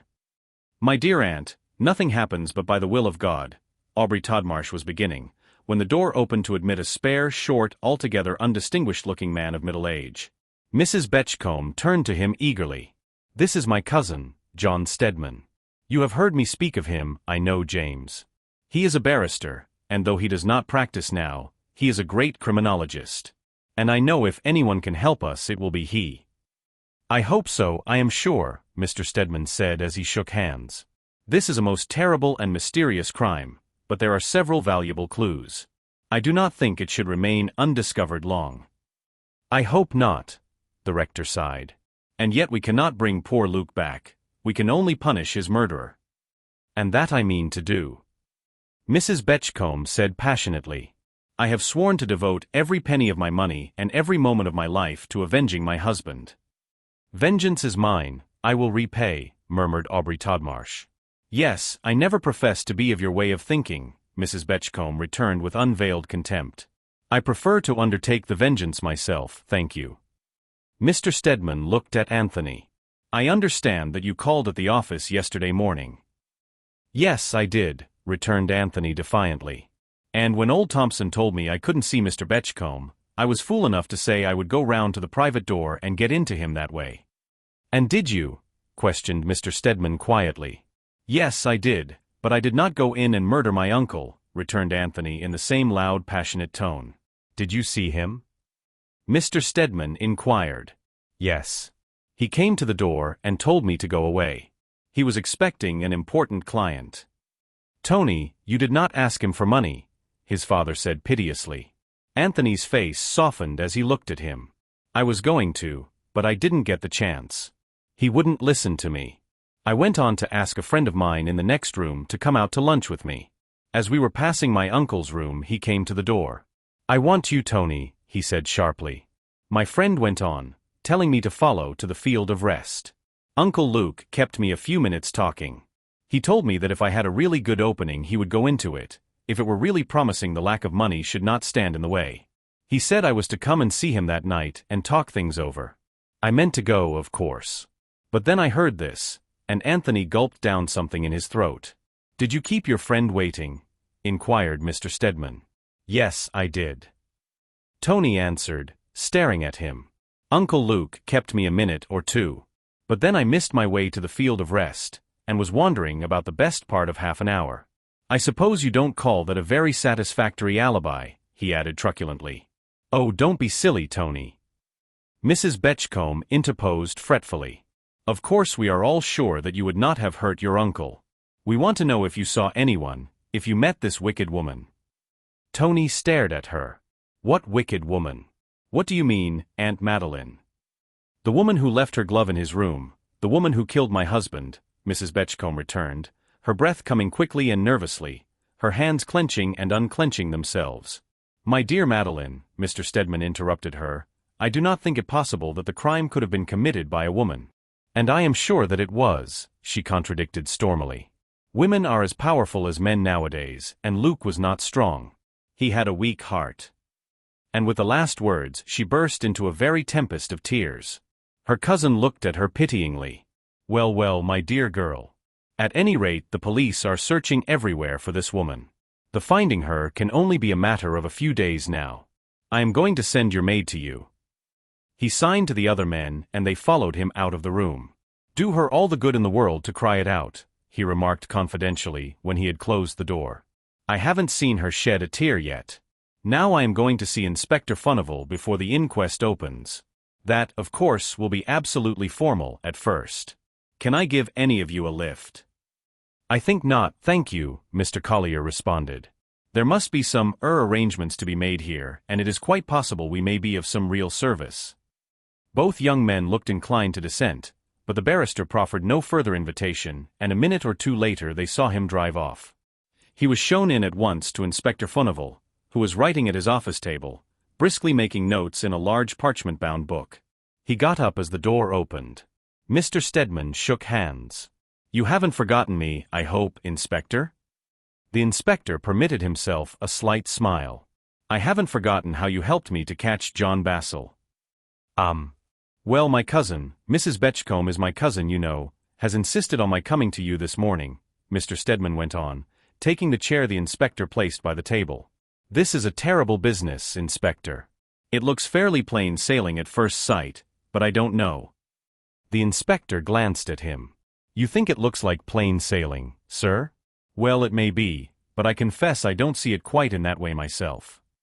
Mr. Stedman met the detective's eyes with a curious look in his own. "What of Thompson's disappearance?" The inspector blotted the page in his ledger at which he had been writing and left the blotting paper on. As usual you have put your finger on the spot, Mr. Stedman. What has become of Thompson?" He walked out of the office and apparently disappeared into space. For from that moment we have not been able to find anyone who has seen him. The inference being. Mr. Stedman raised his eyebrows. The inspector laid his hand on a parcel of papers lying on the table at his elbow. "There wasn't much about the case in the papers this morning," he said, replying indirectly to the barrister's question. "But the one that comes out at 10 o'clock, racing special they call it, selections on the back page, don't you know, in almost every case gives a large space on its front page to the murder of a solicitor in his office, and every one of them mentions the disappearance of his managing clerk. The inference, though the paragraphs are naturally guarded in the extreme, is unmistakable." Mr. Stedman reached over for one of the papers. "Don't take any notice of these things myself. They have to write up the sensation." Yes. No doubt what they're hinting at, but they're generally wrong. What should Thompson want to kill his employer for, unless— Exactly, unless, the inspector said dryly. "That was one of my first thoughts, sir. John Walls is going through the books with an auditor this morning. And Mr. Turner, who was in the firm until last year, is going over the contents of the safe. When we get their reports we shall know more." The barrister nodded. Thompson had been with the firm for many years. 18, I believe, assented the inspector. He seems to have been a great favorite with Mr. Betchcombe, but it is astonishing how little his fellow clerks know of him. Only 2 of them have ever seen him out of the office, and none of them appear to have the least idea where he lives. Mr. Stedman did not speak for a moment, then he said slowly, "The fact that so little is known seems in itself curious. Is there no way of ascertaining his address?" "One would imagine that there must be a note of it somewhere at the office," the inspector remarked, "but so far we have not been able to find it." "How about the woman visitor?" the barrister inquired, changing the subject suddenly. "We haven't been able to identify her at present." The inspector opened the top drawer at his right hand, and took the white glove that had been found by the murdered man's desk from its wrapping of tissue paper. The most cursory glance showed that it was an expensive glove, even if the maker's name had not been known as one of the most famous in London and Paris. About it there still clung the vague elusive scent that always seems to linger about the belongings of a woman who is attracted by and attractive to the other sex. Mr. Stedman handled it carefully and inspected it thoroughly through his eyeglasses. "Yes. We ought to be able to find the mysterious woman with the aid of this." "Ah, yes. We shall find the wearer," the inspector said confidently. "But will that be very much help in solving the mystery of Luke Betchcombe's death?" The barrister looked at him. "I don't know that it will. Still, why doesn't she come forward and say, 'I saw Mr. Betchcombe the morning he was murdered. My business with him was urgent, and I saw him by special appointment.' She is much more likely to be suspected of the crime if she refuses to come forward. Mrs. Betchcombe seems certain of her guilt, and women do have intuitions." "I'm not much of a believer in them myself," remarked Inspector Furnival, shrugging his shoulders. "I would rather have a penn'orth of direct evidence than a pound's worth of intuition. And I don't believe that Mr. Betchcombe was murdered by a woman. A woman doesn't spring at a man and strangle him. She may stab him or shoot him, the weapons being to hand, but strangle him with her hands, no. Besides, this was a premeditated crime.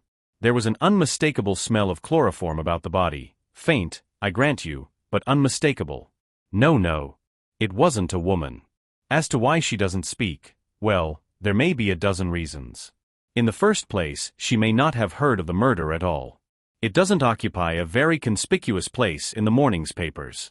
It will be a different matter tonight. Then, she might not want her business known. And above all, many a woman, and man too, hates to be mixed up in a murder case, and won't speak out till she is driven to it." "Quite so." The barrister sat silent for a minute or two, his eyes staring straight in front of him at nothing in particular.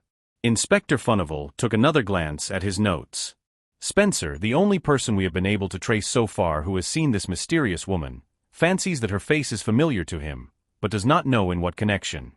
I have suggested to him that she is possibly an actress, and he is inclined to think that it may be so. I have sent him up a quantity of photographs to see if he can identify any of them. But don't you see, Mr. Stedman, Mr. Spencer's evidence tends rather to exonerate Thompson. Spencer went out after Thompson and met this woman on the stairs. It therefore appears probable that Thompson was off the premises before the woman came on." Mr. Stedman shook his head. "It isn't safe to assume anything in a case of this kind. We do not know that Thompson went off the premises. We do not know where he went or where he is." "Very true. I wish we did," asserted the inspector.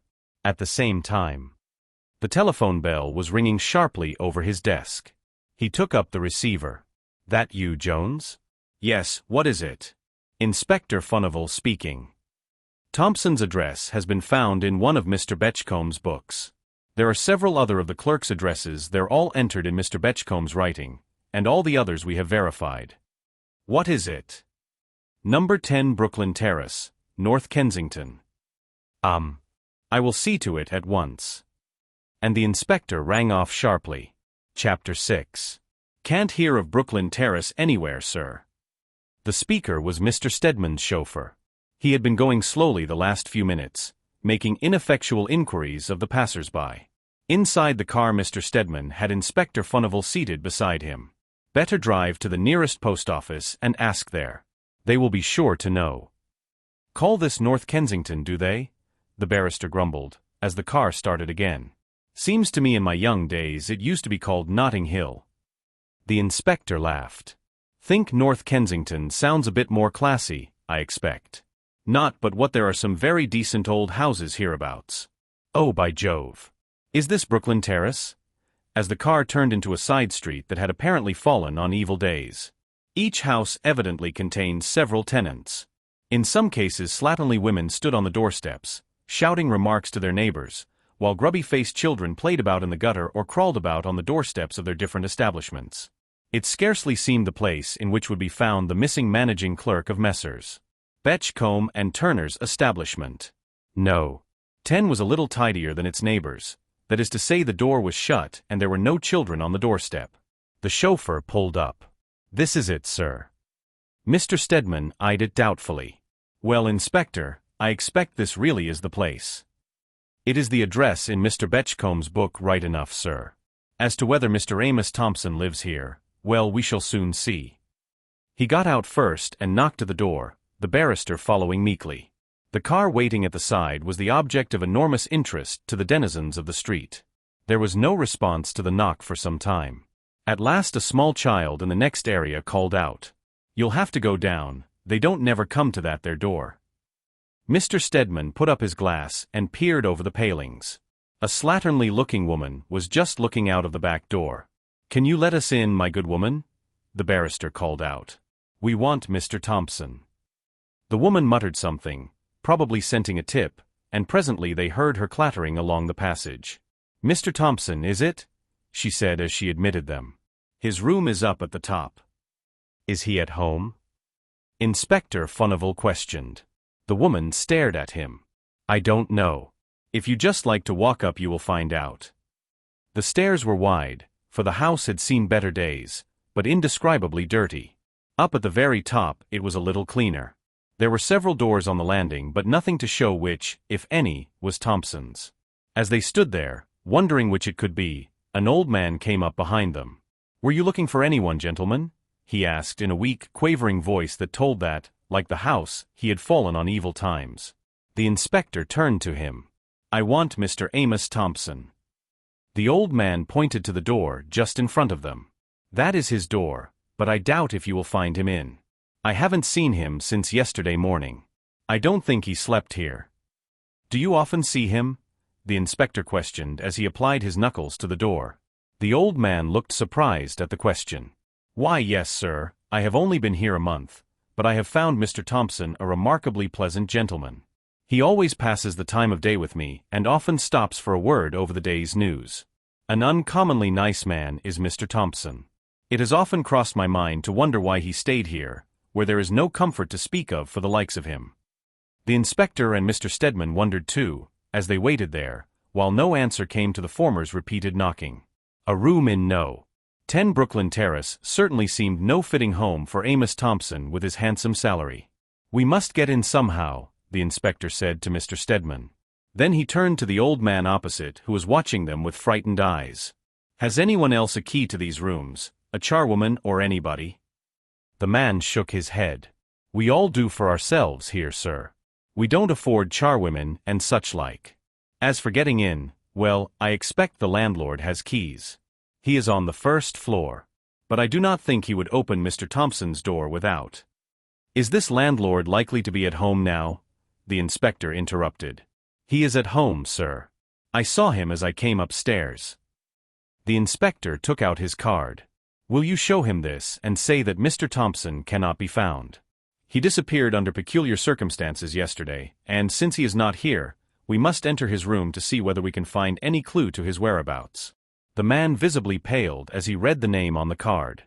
Then he rapidly disappeared down the stairs. Mr. Stedman looked across at the inspector. "Queer affair this. What the deuce does the fellow mean by putting up at a place like this?" "Well, he isn't extravagant in the living line," the inspector said with a grin. John Stedman raised his eyebrows. "Not here." At this moment the landlord arrived with the keys. Quite evidently his curiosity had been excited by the advent of the visitors to his lodger. Probably he had been expecting his summons. He held Inspector Furnival's card in his hand. I understand I have no choice, gentlemen. None, the inspector said grimly. The landlord made no further demur, but unlocking the door he flung it open and stood back. The others waited for a minute in the doorway and looked round. At first sight nothing could have been less likely to give away the occupier's secrets than this room. It was quite a good size with a couple of windows, and a small bed in a recess with a curtain hung over it. An oil lamp stood before the fireplace. The floor was covered with linoleum. There was no carpet, not even a rug. A solid square oak table stood in the middle of the room, and there were 3 equally solid-looking chairs. The only other piece of furniture in the room was a movable corner cupboard standing at the side of the window. The inspector went over and threw the door open. Inside there was a cup and saucer, a teapot and teacaddy, a bottle of ink, and a book upon which the inspector immediately pounced. He went through it from end to end, he shook it, he banged it on the table. A postcard fell from it. The inspector stared at it, then with a puzzled frown he handed it to Mr. Stedman. The barrister glanced at it curiously. On the back was a portrait of a girl, evidently the work of an amateur. "Do you know who that is?" questioned the inspector. Mr. Stedman shook his head. "It is no one that I have ever seen before." "Do you mean that you do?" "That is a likeness, very badly taken I grant you, but an unmistakable likeness of Miss Hoyle, the late Mr. Betchcomb's secretary." Mr. Stedman was startled for once. "Good Lord. Do you mean that he was in love with her too?" "Oh, I don't know," said the inspector, taking possession of the postcard once more. "Elderly men take queer fancies sometimes, but I haven't had any hint of this hitherto. However, I will make a few inquiries with a view to ascertaining whether Mr. Tony Collier has a rival." "Poor Tony," said the barrister indulgently. He took up the book which the inspector had thrown down. It was a detective novel of the lightest and most lurid kind, and it bore the label of a big and fashionable library. He made a note of it at once. The inspector went on with his survey. Beside the bedstead, behind the curtain, there stood a small tripod washing stand with the usual apparatus. The bed in itself was enough to arouse their curiosity. Upon the chain mattress lay one of hard flock with one hard pillow, and an eiderdown quilt rolled up at the bottom. Of other bedclothing there was not a vestige, neither was there any sign of any clothing found about the room, with the exception of a pair of very old slippers originally worked in cross-stitch, the pattern of which was now indecipherable.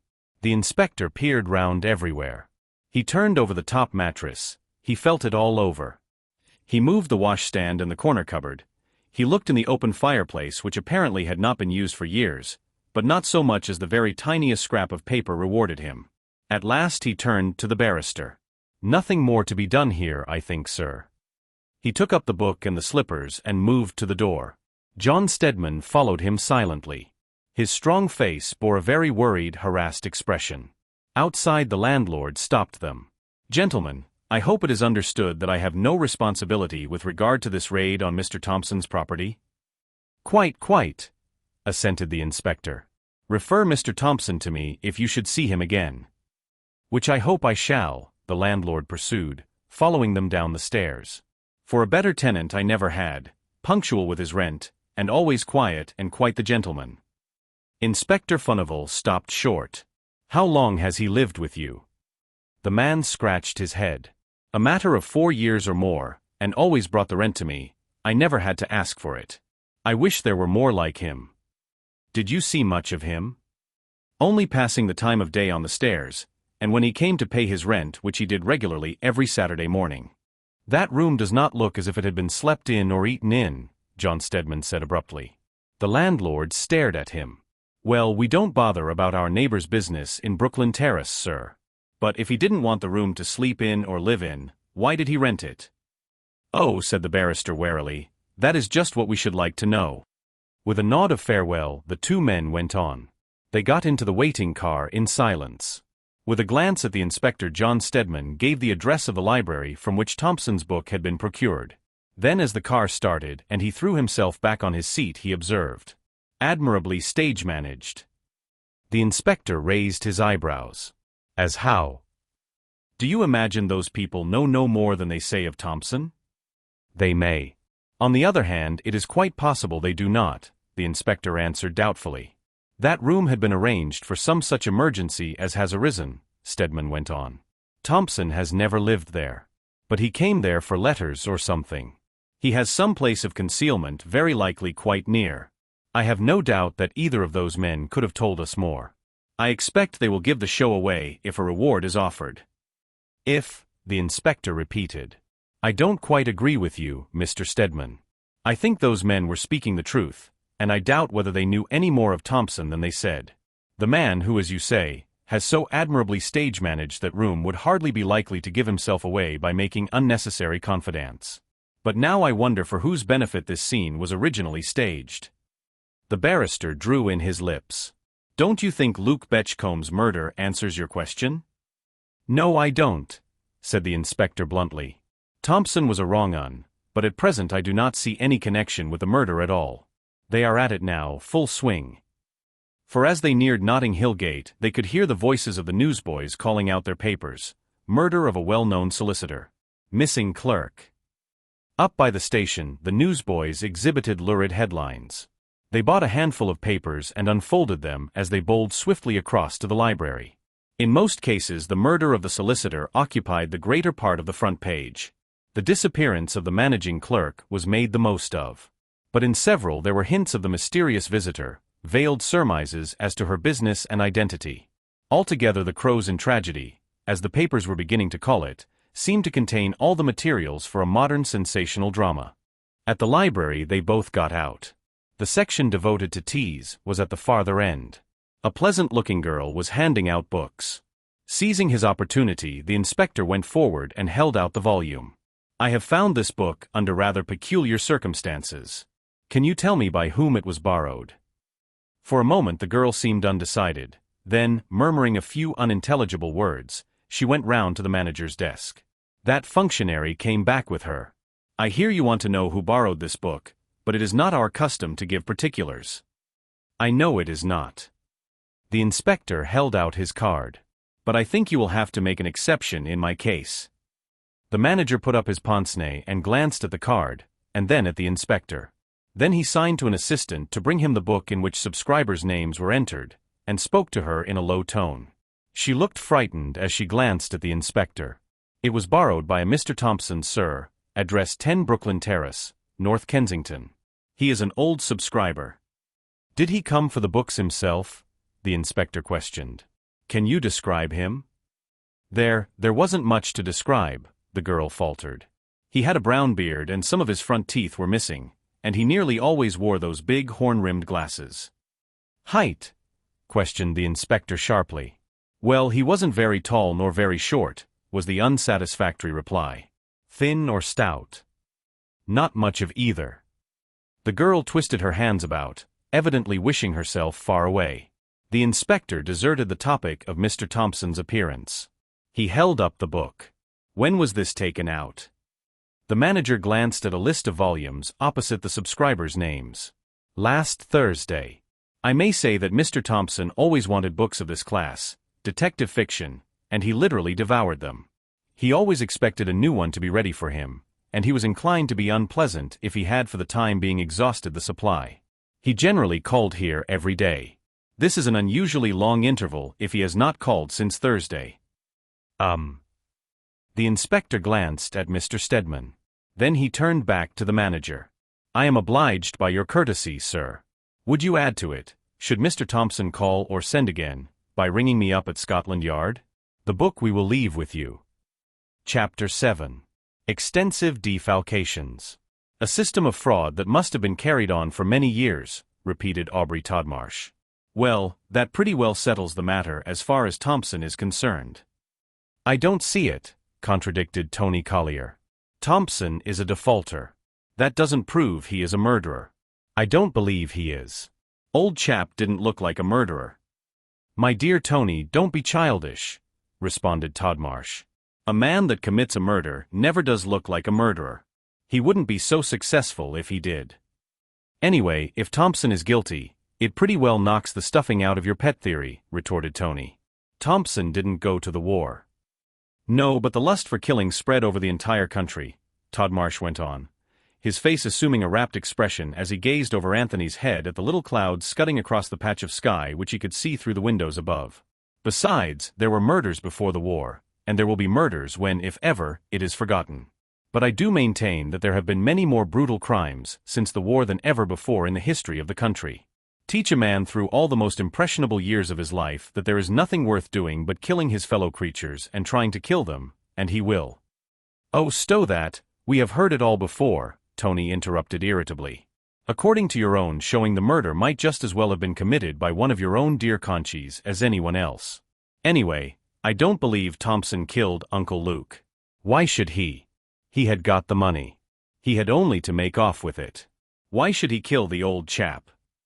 Well, Uncle Luke may have taxed him with his shortcomings and threatened to prosecute him. Perhaps he tried to phone or something of that sort. And Thompson may have sprung at him and throttled him. Don't believe it, Tony said obstinately. Todmarsh's eyes narrowed. I wouldn't proclaim my faith in Thompson's innocence quite so loudly if I were you, Tony. I imagine you have no idea who the world is saying must be guilty if Thompson is innocent. I imagine I have, Tony returned, his tone growing violent. I am quite aware that the world, laying stress on the noun, is saying that, if Thompson didn't murder Uncle Luke, I did, to gain the money my uncle left. But I am not going to try to hang Thompson to save my own neck. By the way, I come into some more money when Aunt Madeline dies. You will be expecting me to murder her next. You had something left, you too. You may have done it to get that. Aubrey Todmarsh shook his head. My legacy is a mere fleabite compared with yours. And I trust that my life and aims are sufficiently well known. Tony turned his back on him deliberately. Bosh. Don't trouble to put it on for me, Aubrey. I have known your life and aims fairly well for a good while. Take care of your own skin, and let everything else go to the wall. That's your aim. His cousin's dark eyes held no spark of resentment. You do not think that, I know, Tony. But if the world should misjudge my motives, I cannot help it. The cousins were standing in the smaller of the two adjoining waiting rooms in the late Luke Betchcomb's flat offices. The inquest had been held that morning, and the auditor's report on the books that had been in Thompson's charge and the contents of the safe had been taken. Their statement that there had been a system of fraud carried on probably for years had not come as a surprise. The public had from the first decided that Thompson's disappearance could only be accounted for as a flight from the charge of embezzlement that was hanging over him. Ever logical, rumor did not trouble to account for the chloroform and the covered fingerprints or the lady with the white gloves. The auditor's report had brought both Aubrey Todmarsh and Tony to the office this afternoon, and as usual the cousins could not meet without contradicting one another or quarreling. Inspector Furnival and Mr. Stedman had also given their account of their visit to Thompson's room, and the mystery-mongers were more than ever intrigued thereby. There could be no doubt that, whatever might be their opinion of his guilt, Thompson's disappearance was becoming more and more of an enigma to the police. Not the faintest trace of him could be discovered. When he left the clerk's office in Crow's Inn, he apparently disappeared from the face of the earth. No one had met him on the stairs, no one had seen him in the vicinity of the square. After an enormous amount of inquiry, the police had at last discovered a small restaurant where he generally lunched, but he had neither been there on the day of the murder nor since, and the railway stations had been watched so far without success. In fact, Inspector Furnival had been heard to state that, but that they could not find the body, he would have thought that Thompson had been murdered as well as his chief. Thompson was described at the restaurant as always taking his meals by himself and speaking to no one, and always at the same table. Then the waitress who had waited on him for the last 2 years had never heard him say more than good morning, or good afternoon. He always lunched à la carte, so that there was no ordering to be done. Still, with the precautions taken, with his description circulated through the country, it seemed that his capture could only be a matter of time. But the inspector was frankly puzzled. At every point he was baffled in his attempt to discover anything of the real man. The very mystery about him was in itself suspicious. The inspector and Mr. Stedman were in Mr. Betchcomb's private room this afternoon. Everything remained just as it had been when the murder was discovered, except that the body had been removed to the nearest mortuary now that the inquest had been adjourned, and the funeral was to take place at once. The inspector had been over the room already with the most meticulous care. Today he was trying to reconstruct the crime. The dead man's writing table was opposite the door into the anteroom, which opened into the clerk's room. The door into the passage opened upon Mr. Betchcomb's usual seat. Supposing that to have been unlocked, it seemed to the inspector that when Mr. Betchcombe had received his expected visitor, he might have been thinking over some communication that had been made to him, and the assassin might have entered the room silently from behind, and strangled him before he was aware of his danger. But there seemed no motive for such a crime, and the inspector was frankly puzzled. There was no view from the window, the lower panes being of frosted glass, the upper looking straight across to a blank wall. The safe was locked again, now as it had been in Mr. Betchcomb's lifetime.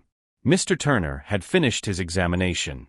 But try as the inspector would to reconstruct the crime, he could not build up any hypothesis which could not be instantly demolished, or so it seemed to him. Mr. Stedman stood on the hearthrug with his back to the ashes of Luke Betchcomb's last fire. For the lawyer had been old-fashioned, he had disliked central heating and gas and electric contrivances. In spite of strikes and increasing prices, he had adhered to coal fires. At last the silence was broken by Mr. Stedman. "You have the expert's opinion of the fingerprints, I presume?" The inspector bent his head. "It came this morning. It was not put in at the inquest, for it is just as well not to take all the world into our confidence at first, you know, Mr. Stedman." "Quite so," the barrister assented. "Do you mean that you were able to identify them?" "No," growled the inspector. "They will never be identified. The murderer wore those thin rubber gloves that some of the first-class crooks have taken to of late." "Phew." Mr. Stedman gave a low whistle. That puts a very different complexion on the matter." The inspector raised his eyebrows. "As how?" "Well, for one thing it settles the question of premeditation." The inspector coughed. "I have never believed Mr. Betchcomb's murder to have been unpremeditated. Neither have you, I think, sir." "Well, no," the other conceded. "The crime has always looked to me like a carefully planned and skillfully executed murder. And yet, I don't know. It is the most absolutely baffling affair I have come across for years," Inspector Furnival observed slowly. "It is the question of motive that is so puzzling. Once we have discovered that, I do not think the identity of the murderer will remain a secret long. The public seems to have made up its mind that Thompson is guilty." "I know." Inspector Furnival stroked his clean-shaven chin thoughtfully. "But why should Thompson, having robbed his master systematically for years, suddenly make up his mind to murder him? For he didn't have the rubber gloves and the chloroform by accident, you know, sir." "Obviously not." Mr. Stedman studied his fingernails in silence for a minute, then he looked up suddenly. "Inspector, to my mind absolute frankness is always best. Now, we do not know that Thompson went to Mr. Betchcomb's room at all on the morning of the murder. But there is another whose name is being freely canvassed who certainly did go to the room."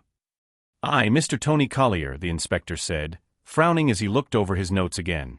"The obvious suspect. Motive and opportunity, neither lacking. But here the question of premeditation comes in again. Young Collier would not have known he would have the excellent opportunity that really did occur. Would he have come on chance provided with chloroform and rubber gloves? Would he not have fixed up an opportunity when he could have been certain of finding Mr. Betchcombe in? And also when his fiancée, Miss Cecily Hoyle, was out of the way? Then, when he did put his rubber gloves on is a question. According to Miss Hoyle's testimony, he had not got them on when she left him. He could hardly bring them out while Mr. Betchcombe was talking to him. No, so far as I can see, nothing conclusive with regard to either of these two is to be found, Mr. Stedman. What do you think yourself?" "Personally, I shall find it always a very difficult matter to believe Tony Collier guilty, strong though the evidence seems against him," Mr. Stedman said frankly. "Thompson, I must confess, seems a very different proposition. Then we must remember the third person in the case, the lady of the white gloves." "The owner of the white glove did not strangle Mr. Betchcombe," Inspector Furnival said positively, "though she may have been an accomplice. The expert's evidence decided that the fingers of the hand that killed Mr. Betchcombe were considerably too large to have gone into that white glove."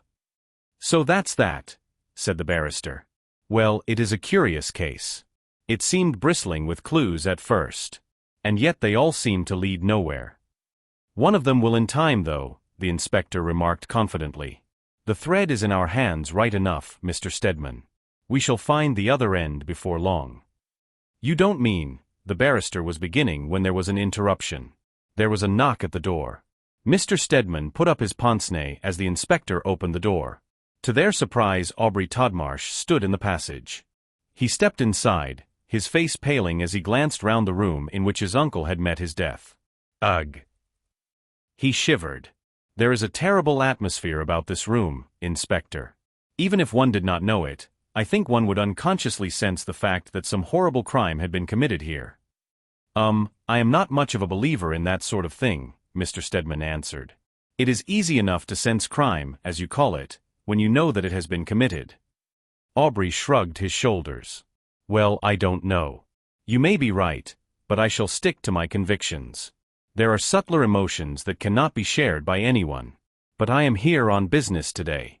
One of my men, my most trusted men, Hopkins by name, has been doing some work in the East End up by the docks. He met with a man whom he believes to have been Thompson. When? Mr. Stedman questioned sharply. 2 days ago. Then why didn't he speak out sooner? He did not see any description of Thompson until this morning. Then he saw one outside a police station, and he remembered. Remembered what? This man, Aubrey responded impatiently. A man that answered to Thompson's description. He came down to the docks and tried to get a job on some distant cargo boat. Said he could do anything, but Hopkins noticed that his hands were smooth and carefully manicured. Like a gentleman's hands, Hopkins described them. Did he get his job on the cargo boat? Hopkins thinks that he did, or at any rate, if not that he managed to get taken as a passenger. He went off somewhere. Where was the cargo boat bound for? Mr. Stedman seemed more interested than the inspector, who was making notes in a desultory fashion. Aubrey shook his head. Hopkins doesn't know. You see, he had no particular reason to notice anything about the man.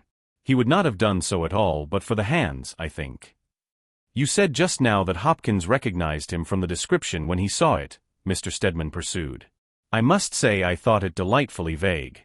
A study in negatives, I should call it. It wasn't very definite, of course. And Hopkins may have been entirely mistaken. But he said he particularly noticed the short brown beard and the defective teeth. Mr. Stedman stuck his hands in his pockets. I am inclined to think Hopkins' identification a flight of the imagination. The police station description tells what Thompson was like when he left here.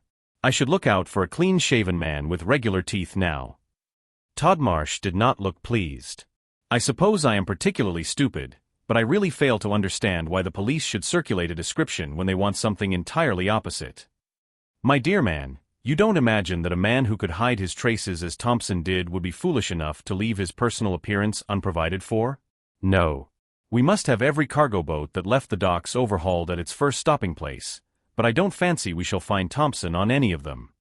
Well, he has managed to get away somehow, and I thought you might be glad to hear of something that is a possible clue, Todmarsh said sulkily.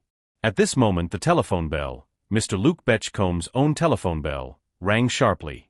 Todmarsh stopped and started violently, staring at the telephone as if he expected to see his uncle answer it. The inspector took up the receiver. The other men watched him breathlessly. Yes, Inspector Furnival speaking, they heard him say.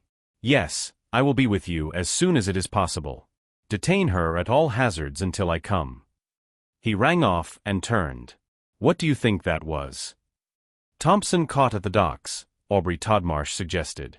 Mr. Stedman said nothing, but a faint smile crossed his lips as he glanced at the inspector. The message is that a lady is at Scotland Yard asking to see the official who is in charge of the Betchcombe case, Inspector Furnival said, glancing from one to the other of his auditors as if to note the effect of his words on them. A lady who refused to give her name, but who says that she saw the late Mr. Luke Betchcombe on the day of his death. His words had the force of a bombshell thrown between the others. Aubrey Todmarsh did not speak, but his face turned visibly whiter. He moistened his lips with his tongue. Even the impassive Mr. Stedman started violently. The lady of the glove, he exclaimed. The inspector caught up his hat. I don't know. I must ascertain without delay, Mr. Stedman.